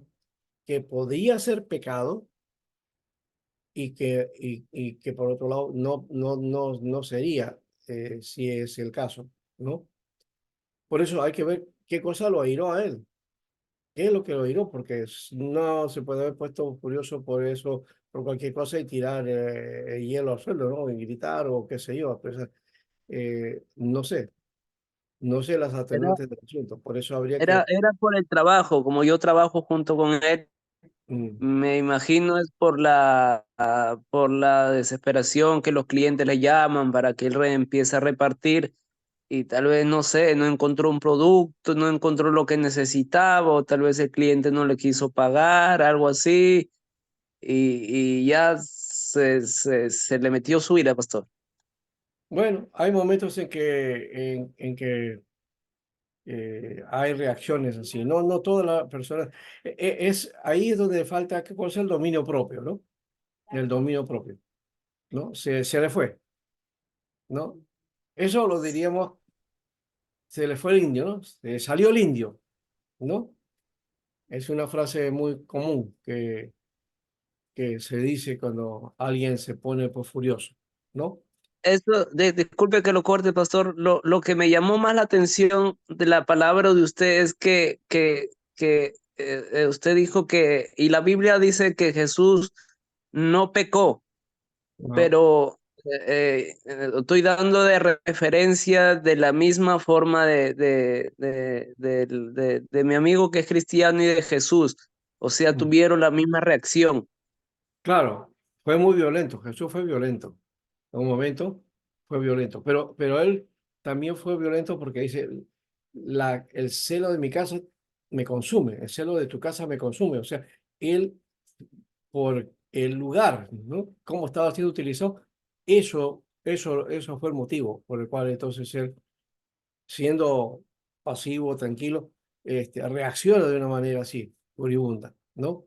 No se ve en la Biblia otro momento así, ¿no? Fue la única vez, ¿ya? Pastor, Entonces, sí. creo que estaban usando el templo como un mercado, lo habían puesto. Claro, claro. O sea que él se airó por una injusticia, por algo incorrecto, ¿no? Y porque estaban quebrantando el lugar que correspondía a Dios para hacer negocio. Pero en cambio acá el hermano, pues, hasta herir el tobillo de una hermana, creo que... Pero la intención no fue eso, hermano, o sea, o sea, se rompió el hielo y de casualidad, no fue a Claro. propósito. O sea, Y pastor, la disculpe, consecuencia, la consecuencia fue que la hermana estuvo herida un poco. pero eso fue casual, hermano. Bueno, Pastor, disculpe, entonces eso nos da derecho también, sin caso que sucede también en nuestra congregación, nos da no, derecho también de molestarnos. no, no, no, no. Eh, Sí, molestarnos e irarnos cuando hay algo injusto, cuando algo que no es correcto, para con la palabra y que no está en la verdad de Dios. Eso está bien, pero también Pastor, hay que guardar los modales, ¿no? No somos Jesús, no somos Dios. No podemos juzgar o enjuiciar a las personas, no, ¿no? pastor, Hay iglesias donde han agarrado y a los hermanos los han expulsado y los han votado sin ningún motivo. ¿No? Simplemente por haberse levantado o porque disienten en una cosa o una opinión y eso no es así. Hay que tener mucho cuidado, ¿no? Ni aun cuando haya pecado, tampoco está nuestra potestad de expulsar a nadie, a menos de que sea pues un pecado grave o terrible, ¿no? Sí, muy bien. pastor, lo digo. Como estamos hablando que Jesús se iró, Ajá. bueno, ¿escucha, pastor? Sí, sí, Bueno, la Biblia lo llama que todo es pecado, dice, sea chiquito, sea grande, sí, aunque no importa que jale 10 céntimos, todo es pecado, no hay sí, sí, justificación sí, sí. que de verdaderamente todo es pecado, nuestra ira, Sí, pero de espérate, verdaderamente, pecado en cuanto a quebranta el propósito de Dios. Eso es pecado, ¿no? sí, No hay, en la pero, Biblia no te encuentras reglas de que esto es sí, esto no, esto es bueno, esto es malo. No hay en la Biblia eso así. Está hablando de aquello que se produce por la carne, ¿no? Alejada del propósito de Dios. La pero del ser rebeldía humano, es pecado. pastor, el Sí, ser humano, nosotros de verdaderamente nuestra ira es que nosotros no los pasa tanto, y en cambio su ira cuando vemos a Jesús iró por la causa que le encontró el templo, dice Irodi, porque Ujú, su casa la hicieron casa de, ¿cómo se llama? De vendedores, la hicieron casa de mercado, ¿sí? ujú. Pero de verdadmente yo estudiarlo ese templo era alrededor, no era dentro del templo, era alrededor del templo, dice el pastor, era al costado de los templos que le habían hecho en su casa, No, no era dentro del templo. no, no, no. El templo no solamente era el santuario, y ahí nos equivocamos también creyendo que solamente es el santuario. El templo es el modelo del tabernáculo, y el tabernáculo hablaba del lugar de reunión, ¿no? Y todo Ah, estaba alrededor, inclusive en la parte, el tabernáculo en sí mismo, ¿no? La tienda, pero alrededor estaba también cubierto, ¿no? Todo eso pertenecía a, digamos, era el lugar santo, ¿no?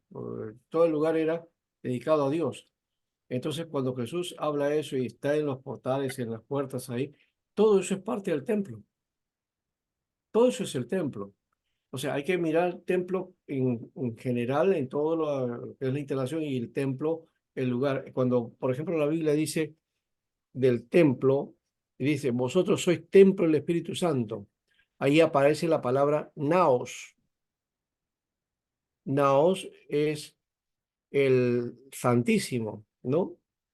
O es el lugar específico, ¿no? Del templo, el centro del templo. Pero también cuando habla de templo, también dice hieron, y hieron tiene que ver con todo el lugar que correspondía al terreno en donde estaba el templo, ¿ya? Entonces, desde las puertas, las columnas, los establecimientos, los lugares para la oración, para las ofrendas, todo eso ya era el templo, ¿ya? Entonces hay que especificar esa aspecto. O sea, todo es, no estaban pues en el lugar donde están los sacrificios, ahí no. Esas cosas las hacían afuera, en el patio del templo, ahí habían hecho pues negocio, ¿no? Estaban las ovejas, estaban los cambistas y todos los negocios que habían ahí, ¿no? ¿No? Y ojo, eso también puede ponerse en moderno, aunque nuestros locales ya no son templos, nosotros somos los templos, el templo, pero el lugar donde nosotros decimos, nos reunimos ahí, muchas veces ahí se hace negocio, pues. Si no, miren nomás las campañas, cuando se en campañas evangelísticas o campañas de reuniones en estadios. ¿Qué se ponen alrededor? Alrededor se ponen hermanos a vender libros, a vender canciones, separatas, souvenir, no sé qué otras cosas, pero que corresponden al evento, ¿no? ¿No? Entonces ahí se hace pues un negocio, de todas maneras se van y compran, ¿no? Y eso no lo podemos evitar. Si el propósito es solamente hacer negocio, ya es otra cosa, pero ya Dios lo juzgará, ¿no? Pero finalmente como ya ese lugar, claro, lo establecemos como lugar de reunión, y ahí está Dios, pero Dios está más bien entre nosotros. Nosotros somos los que tenemos que limpiarnos de que no sea el evangelio un negocio, ¿no? En un negocio en el sentido de que nosotros nos aprovechemos de ese espacio, ¿no? Eh, entonces ahí está hablando del enriquecimiento o de abusar de ese tipo de cosas que hoy día se está haciendo lastimosamente, ¿no? En algunos ministerios. Bien. Bueno, vamos a dejar ahí ese aspecto, está muy bien. Otro que tenemos que ver del Señor es que se estremeció en espíritu, ¿no? Se conmovió, ¿no?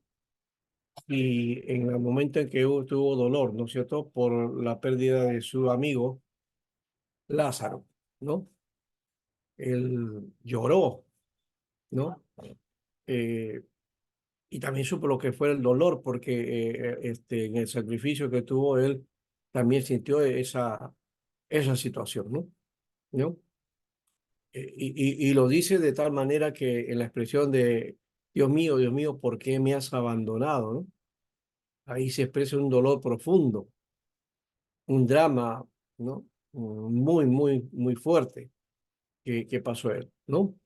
Y por otro lado, su alma que se turba también, eso está cuando está en la oración y está turbado porque estaba preparándose para lo trascendental de ese momento, ¿no? El paso por el cual había venido, ¿no?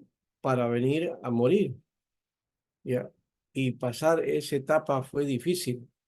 ¿Qué alma no se turba, no? Él se turbó, como cualquier ser humano frente a una situación como esa, ¿no? O una situación de muerte, a un momento de sentencia, ya estás ya sentenciado a morir. De hecho que vas a turbarte de tal manera, o sea, uno va a decir, bueno, no, yo muero tranquilo. Podría ser que sí, pero como ser humanos, sí, ocurre. Si a Jesús le ocurrió porque no nos va a ocurrir a nosotros, ¿no? Muy bien, algo más tenemos aquí. Un momentito. Así como su cuerpo era humano, también su mente era humana, ¿no? Todo su ser, pues, por todas las cualidades que tenía, ¿no? Dice Lucas 2:52 que él crecía en sabiduría, esto habla de su mente pensante, ¿no? Se interesaba también en las cosas, lo mismo que nosotros. Usó el razonamiento también, ¿no? Usó el razonamiento. Hay un momento en que se denota eso también, ¿no? El uso de la lógica. Mateo 8:10 se maravilló, que eso quiere decir que experimentó sorpresa, como los seres humanos también, ¿no?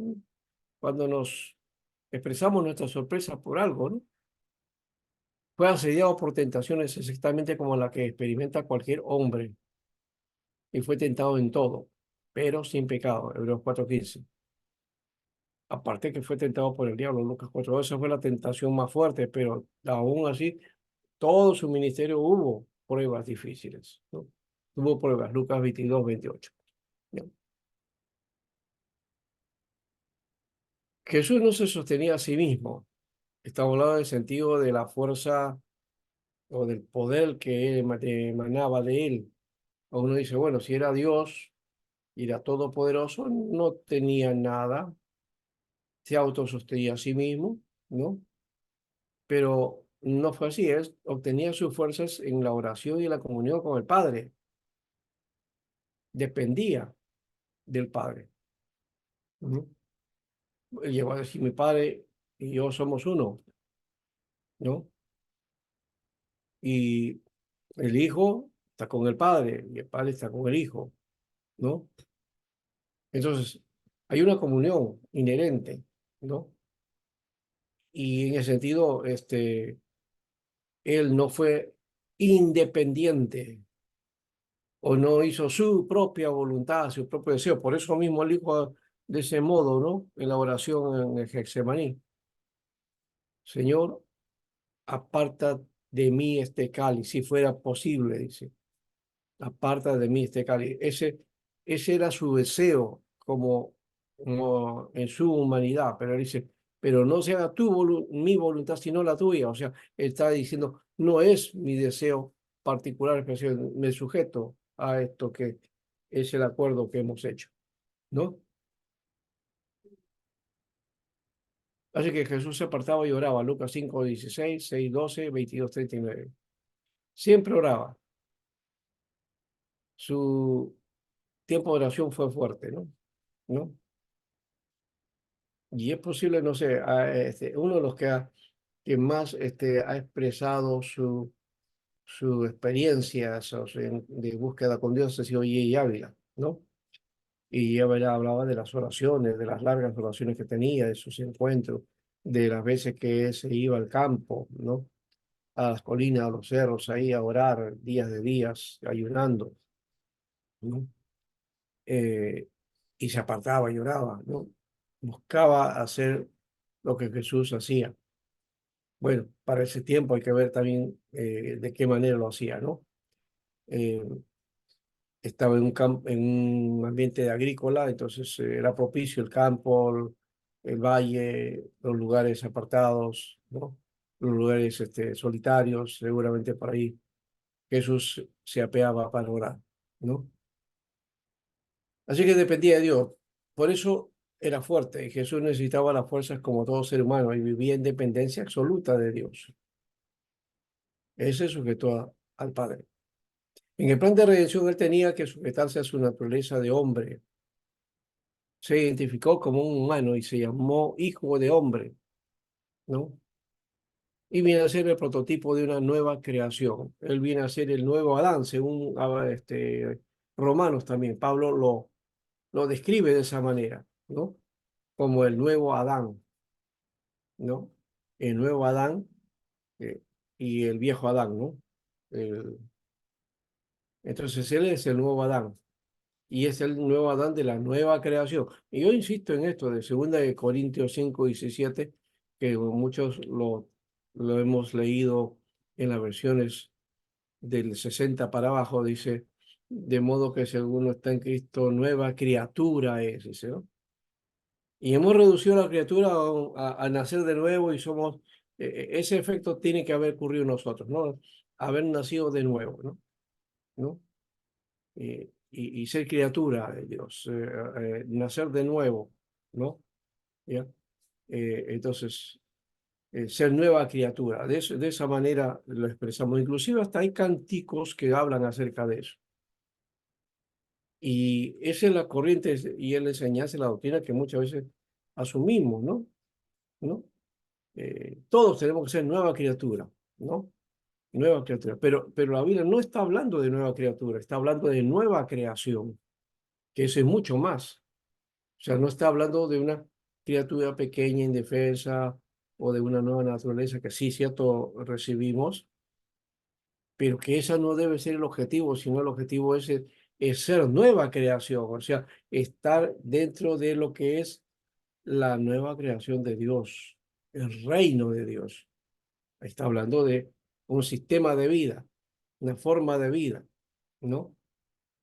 Insisto, como creo que mencionamos en un momento, algunos hablan acerca del nuevo orden mundial, dice, ¿no?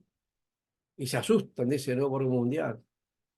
Y no se dan cuenta que Jesús ya trajo el nuevo orden mundial, es su nueva creación. Así que el mensaje del nuevo orden mundial es de Dios, no es del diablo. Se lo han robado y lo han tergiversado. ¿Y quiénes son los que nosotros promovemos? Somos los creyentes muchas veces. ¿Ya? Y hemos pervertido la palabra nuevo orden, porque el nuevo orden pertenece a la nueva creación en Cristo. ¿Mm? Si vamos a la Biblia, vamos a encontrar ese nuevo orden en Cristo que Romanos 8 nos presenta. Entonces hay que tener cuidado con eso y volver a reconocer que esto que se puede estar dando en el mundo, en el universo, eso no es nuevo orden mundial. Es simplemente el viejo orden de dominio y de poder que el hombre tiene, que posee y que cree que finalmente lo va a obtener, ¿no? En totalidad. Y por eso luchan las naciones, y por eso luchan los imperios, y por eso luchan los poderosos. Se lucha de ellos. ¿Puede estar ahí Satanás? Sí, puede estar ahí metido también, ¿ya? Pero es mucho más sutil que eso. El otro lado es que lo olvidamos y no predicamos la nueva creación ni el nuevo orden de Dios. Así que frente a ese mejor mundial, entre comillas, que asusta y que la iglesia se predica, hay que dejar de lado eso para predicar el nuevo orden de Dios, la nueva vida en Cristo, la nueva dimensión en Cristo, la nueva creación, ¿no? Que se manifiesta en el reino de Dios, ¿no?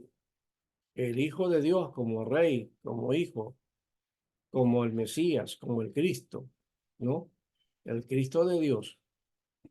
¿Se dan cuenta, hermano? Entonces, eso tiene que ver con el plan de redención, ¿no? Entonces, no minimicemos el asunto a un aspecto religioso, espiritualista, ¿no? Que suena bonito y puede ser muy romántico, pero que no tiene efectividad y no es cierto. Con esto no quiero decir que no debemos nacer de nuevo. Sí, para pertenecer a la nueva creación hay que nacer de nuevo primero, ¿ya? Pero algunos con esto de que nacen de nuevo se han quedado en el nuevo nacimiento y ahí nomás quedaron, ¿no? No han crecido, cuando la idea es crecer, desarrollar. Y eso habla de nueva creación justamente, ¿no? El propósito de ir creciendo y desarrollándonos a la medida y estatura del varón perfecto que es Jesucristo, ¿no? El nuevo hombre o el nuevo Adán. Bien, eh, algo más. Entonces aquí está también los nombres y títulos, ¿no? Voy a explicar un poquito esto y luego ya estamos para el tiempo de preguntas y o de participaciones, o ustedes también pueden, si quieren, hacer sus intervenciones. Ya estamos casi en el tiempo. Esto lo vamos a dejar para la próxima semana, me parece, ¿ya? Pero voy a solamente dar una introducción, su nombre y título. Aquí habla, nombres y títulos son las expresiones que en un estudio, ¿no? Estudio acerca de Jesús, de Cristo, tratamos de desarrollar, ¿no? Eh, y sobre todo porque esto revela la naturaleza y la obra de Cristo, ¿no? Por ejemplo, el nombre de Jesús, que significa Salvador, ¿no? Y libertador también, de alguna manera, ¿no? Josué, Yeshua, Jesús, ¿no? Josué, José, Yeshua, Joshua, Jesús. Todo eso procede del verbo yashar, que es salvar, ¿no? Y de donde procede también el nombre de Moisés, Moshe.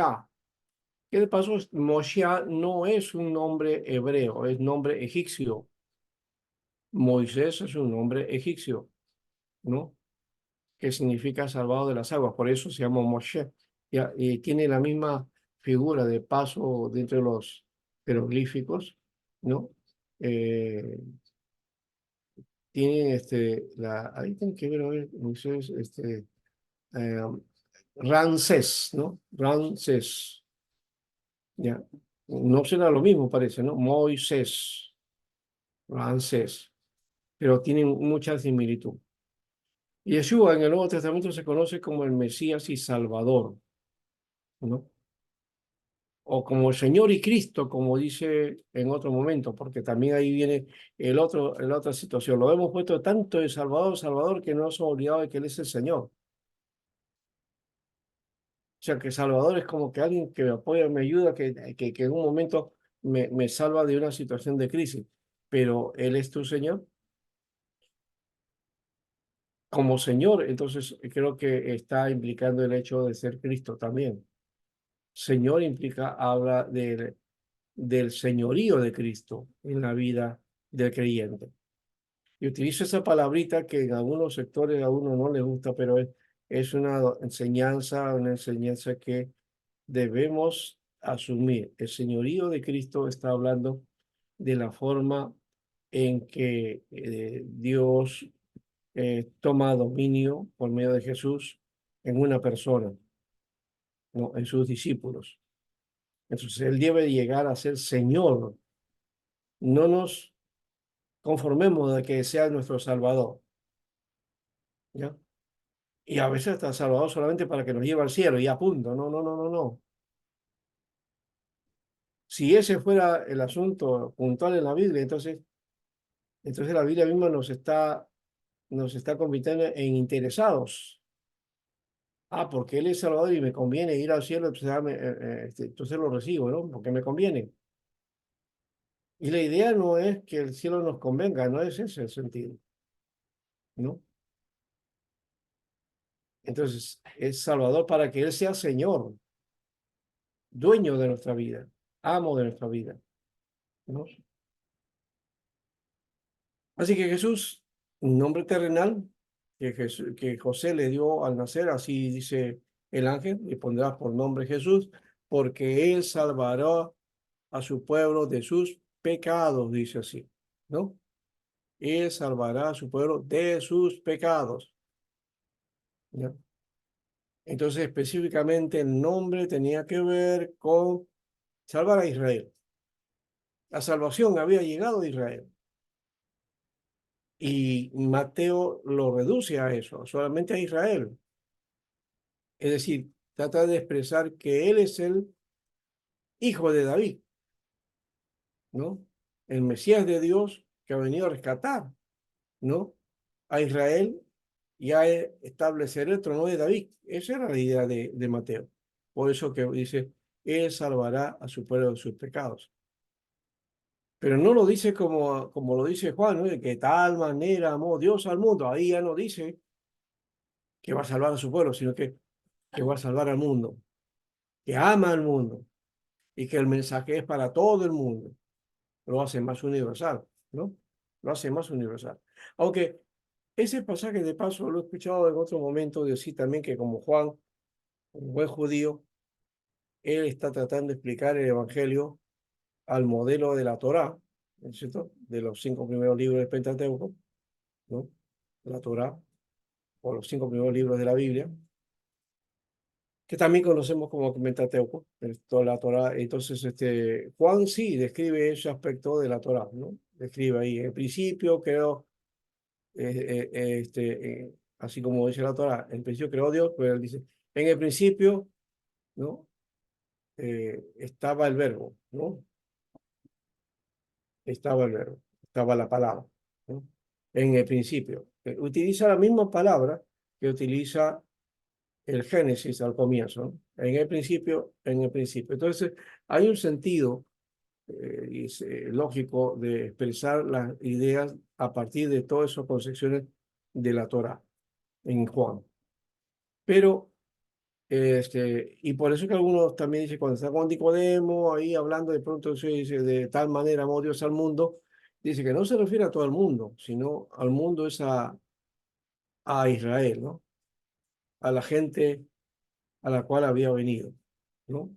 Que ese paso dije así, ¿no? A lo suyo vino y los suyos no lo recibieron, mas a todos los que le reciben les da potestad de ser hechos hijos de Dios, ¿no? Así que vino lo suyo, sí, pero también se abre camino para todos los demás, ¿no? Muy bien, ahí creo que terminamos, ¿está bien? ¿Alguna pregunta?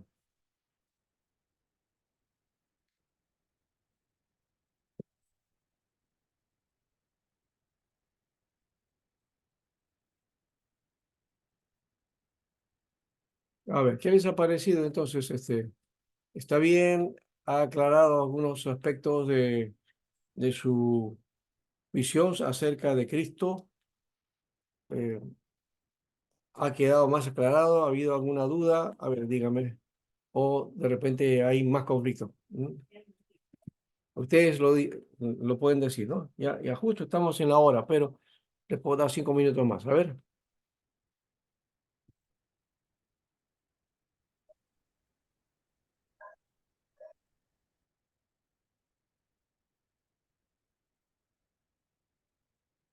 Por ahí escuché un ruido, pero no hay nada. Pastor, Sí, sí, a ver. Nelson, ya. buenas noches. Sí, en antes como estaba hablando de la ira, de cómo se irá Jesús, quería intervenir, pero como ya mucha intervención me callé.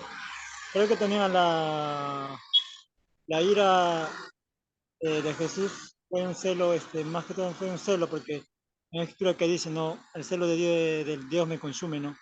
Sí, Y nosotros como seres humanos tenemos que entender que también hay celo de Dios, y cosas puede ser las cosas que vemos en la iglesia, en las cosas del Señor. También hay celo también de la carne, que son eh,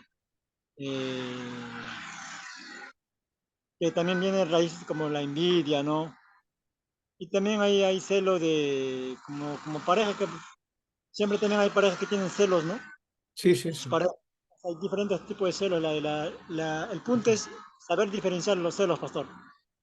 Y eso, pues, el celo es más que todo produce la ira, ¿no? Sí, ahí habla acerca de aquello que es correcto del uso de las cosas de Dios, ¿no? El uso correcto de las cosas de Dios. Eso es lo que está tratando de proponer Jesús, ¿ya? Y eso es lo que lo aira a él, ¿no? Lo pone en extremo. Entonces, ya hemos dicho que la ira es algo natural, ¿ya? Y también hay otro tipo de ira que usted mencionó, ¿no? La envidia, este, o el fastidio por alguna cosa que no nos ha gustado y que en realidad tiene que ver con el pecado, ¿no? Entonces eso no va por ahí, ¿no? Habría Amén, pastor. que separar. Por eso ahí dice la Biblia, habla del dominio propio, ¿no? Del cuidado, del dominio propio. No podemos juzgar ahí en este caso a Jesús, dijo que no tuviera, que no tuvo dominio propio, no, es que lo justo es lo justo, lo justo es lo justo. Claro, también, pastor, podemos verlo cómo actuó Nehemías cuando Tobías ha hecho ¿cómo se puede decir? Un cuarto donde él había construido el templo, había Ah, sí, proporcionado para su, sí, hi- para su hijo, creo, de Tobías, y Nehemías se airó, también sí, lo llevó a matar, pastor. Ese es un claro, celo de como el Dios. caso de Habacuc, bueno, ¿cuántos profetas también tuvieron una actitud así? ¿No? Eh, el caso de Moisés, por ejemplo, ahí sí llama la atención, ¿no? Que cuando Dios le dice, abra la piedra a la roca y él agarra y golpea la roca y 2 veces, ¿no? ¿No? Ahí se violentó, ¿no? No tuvo dominio propio y se airó, pero ahí esa ira pecó porque no debió haber hecho eso, ¿no? ¿No? O sea, se descontroló, mejor dicho, eso sería descontrol. En el caso de Jesús no hubo descontrol, ¿ya? Hay que cuidarse una cosa con otra, ¿no? El descontrol es cuando reaccionas de una manera, ¿no? Que no te puedes dominar, ¿no? Y eso nos puede llevar a pecar, sí. No necesariamente es pecado, pero nos puede llevar a pecar, ¿ya? Y en otros casos puede haber ese tipo de reacción, ¿no? Pero también por las injusticias. Los profetas sí tuvieron esa reacción y les dolía en el fondo, por la maldad y la injusticia, ¿no? Sí les dolía. Y Jesús también, por ejemplo, por eso mismo Mateo también dice, ¿no? Que cuando veía las multitudes, dice, ¿no? Él se conmovió también, ¿no? Y se condolió por ellos. No se airó, pero sí. Ante la injusticia, puedes tú sentirte mal, muy mal, ¿no? Y esa es una manera de expresar lo que tenemos dentro. Pero también puede ser que lo declares y abiertamente, ¿no? ¿Ya? Y bueno, y sale, ¿ya? Pero eso es cuando hay algo que sea injusto, no por cualquier cosa. Por cualquier cosa o por cualquier deseo o algo, cosa que sea solamente de beneficio a uno, entonces eso ya es pecado, ¿ya? Ahí nada que ver.